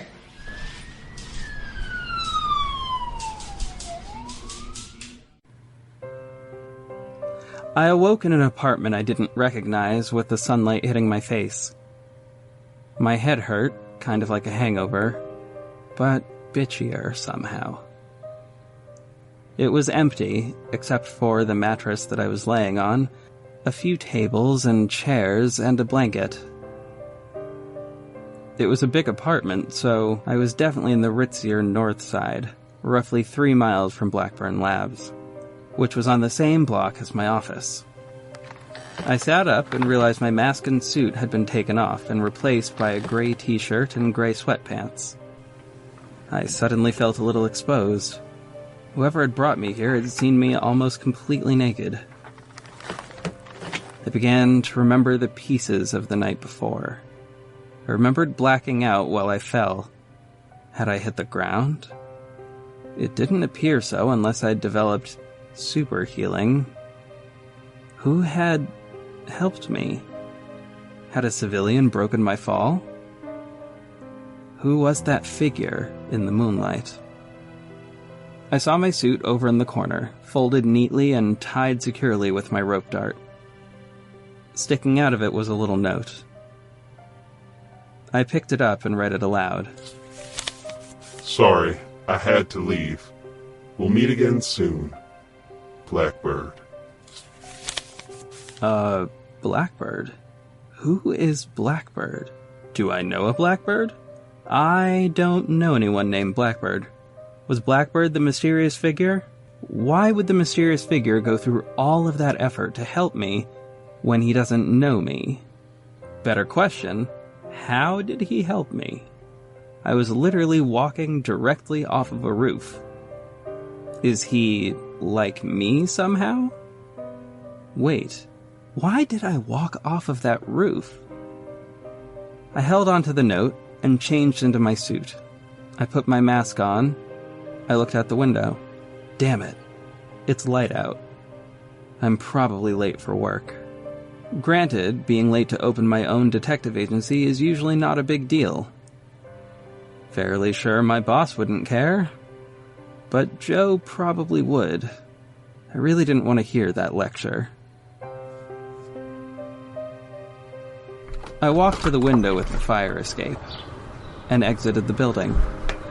I brought the sweatpants and shirt with me. They belonged to Blackbird, and I intended to return them to him. I chose the rooftop route and made the way to mine and Joe's Revenant Village apartment. Joe would probably still be asleep, and I could silently sneak in. When she wakes, I'll have her examine the note for DNA. I will find him. I don't know why that's so important, but it is. I have too many questions. I must find Blackbird.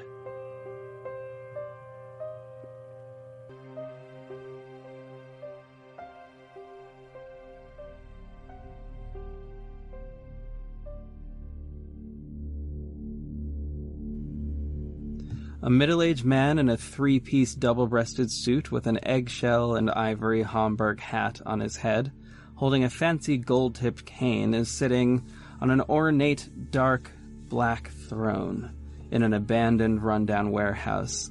The warehouse is lit only by hundreds of black candles that cast an eerie light over everything seen. A woman in a dark violet floor-length gown sits on the throne next to him, an amethyst manicured hand on his. Before him, kneeling on the ground, is a young man with dark, almost black hair, a black tank top, and camouflage pants. The young man is staring at his master's feet, not daring to meet his master's eyes. The master regards his protege with a wicked grin. It is eerily quiet in that room. The master speaks. I felt it this evening. The spell has been broken. They have found one another. It's time to set the plan in motion. By the end of this week, we will rise. We will have more power than we could ever imagine. Indeed we shall, my love. My lord, is there enough for me as well? My dear boy, you will rule alongside us. You will have everything your heart desires. I will be the king, and you will be the prince.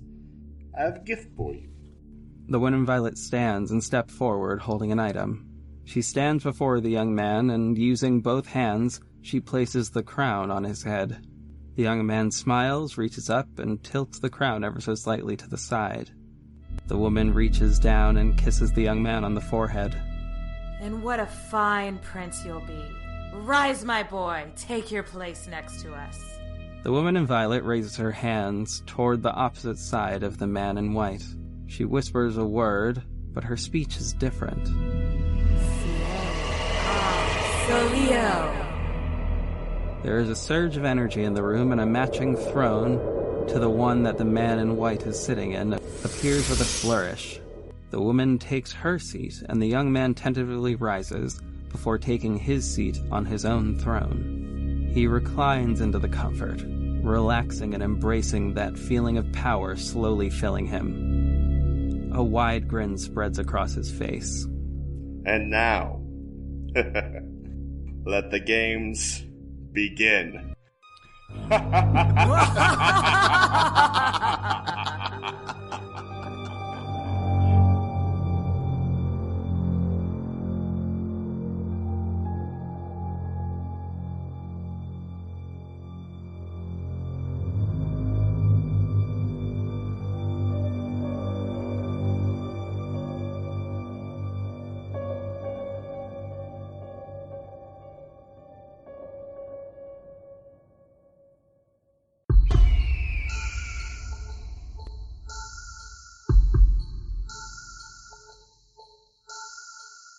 Thank you for listening to Redwing, the audio drama podcast.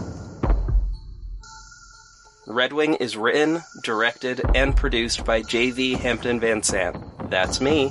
The cast of Redwing includes J.V. Hampton Van Sant, Amanda Jacobson, Chris Green, Dane Shiner, Simon Weeks, Christine Osimo, Skylar Paring, John Buckley, Brittany Nicholson, Lucy Fitzgerald, Kenyon Lang, Katie Hearn Church, Nathan Foster, Atticus Jackson, Rhett Hall, and Kiara Jeter as Birdkeeper.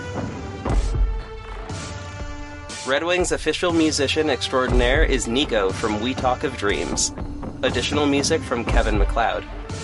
The Redwing logo is designed by J.V. Hampton Van Sant, and official character art is from the fantastic Click Art Studios. We would like to thank the following shows for being inspirations and or being involved in the podcast itself. Wine and Crime, Crime and Color, Queen's Podcast, Brain Trust Brothers Podcast, Gravity Beard, The No Sleep Podcast, Conjuria, The Cryptid Keeper, Deliberations, Getting Off Podcast, Spirits Podcast, the entire family at Blazing Caribou Studios, and everyone in the hashtag Audio Drama Sunday family. If you would like to support the show, buy official Redwing merchandise, or if you just want to stay in touch, all of our links are in the show notes and on our website, redwingpodcast.com. Be well, stay safe, and fly high, heroes.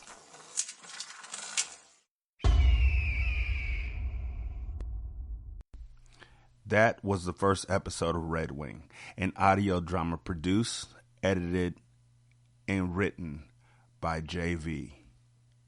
If you'd like to hear more, please go to redwingpodcast.com.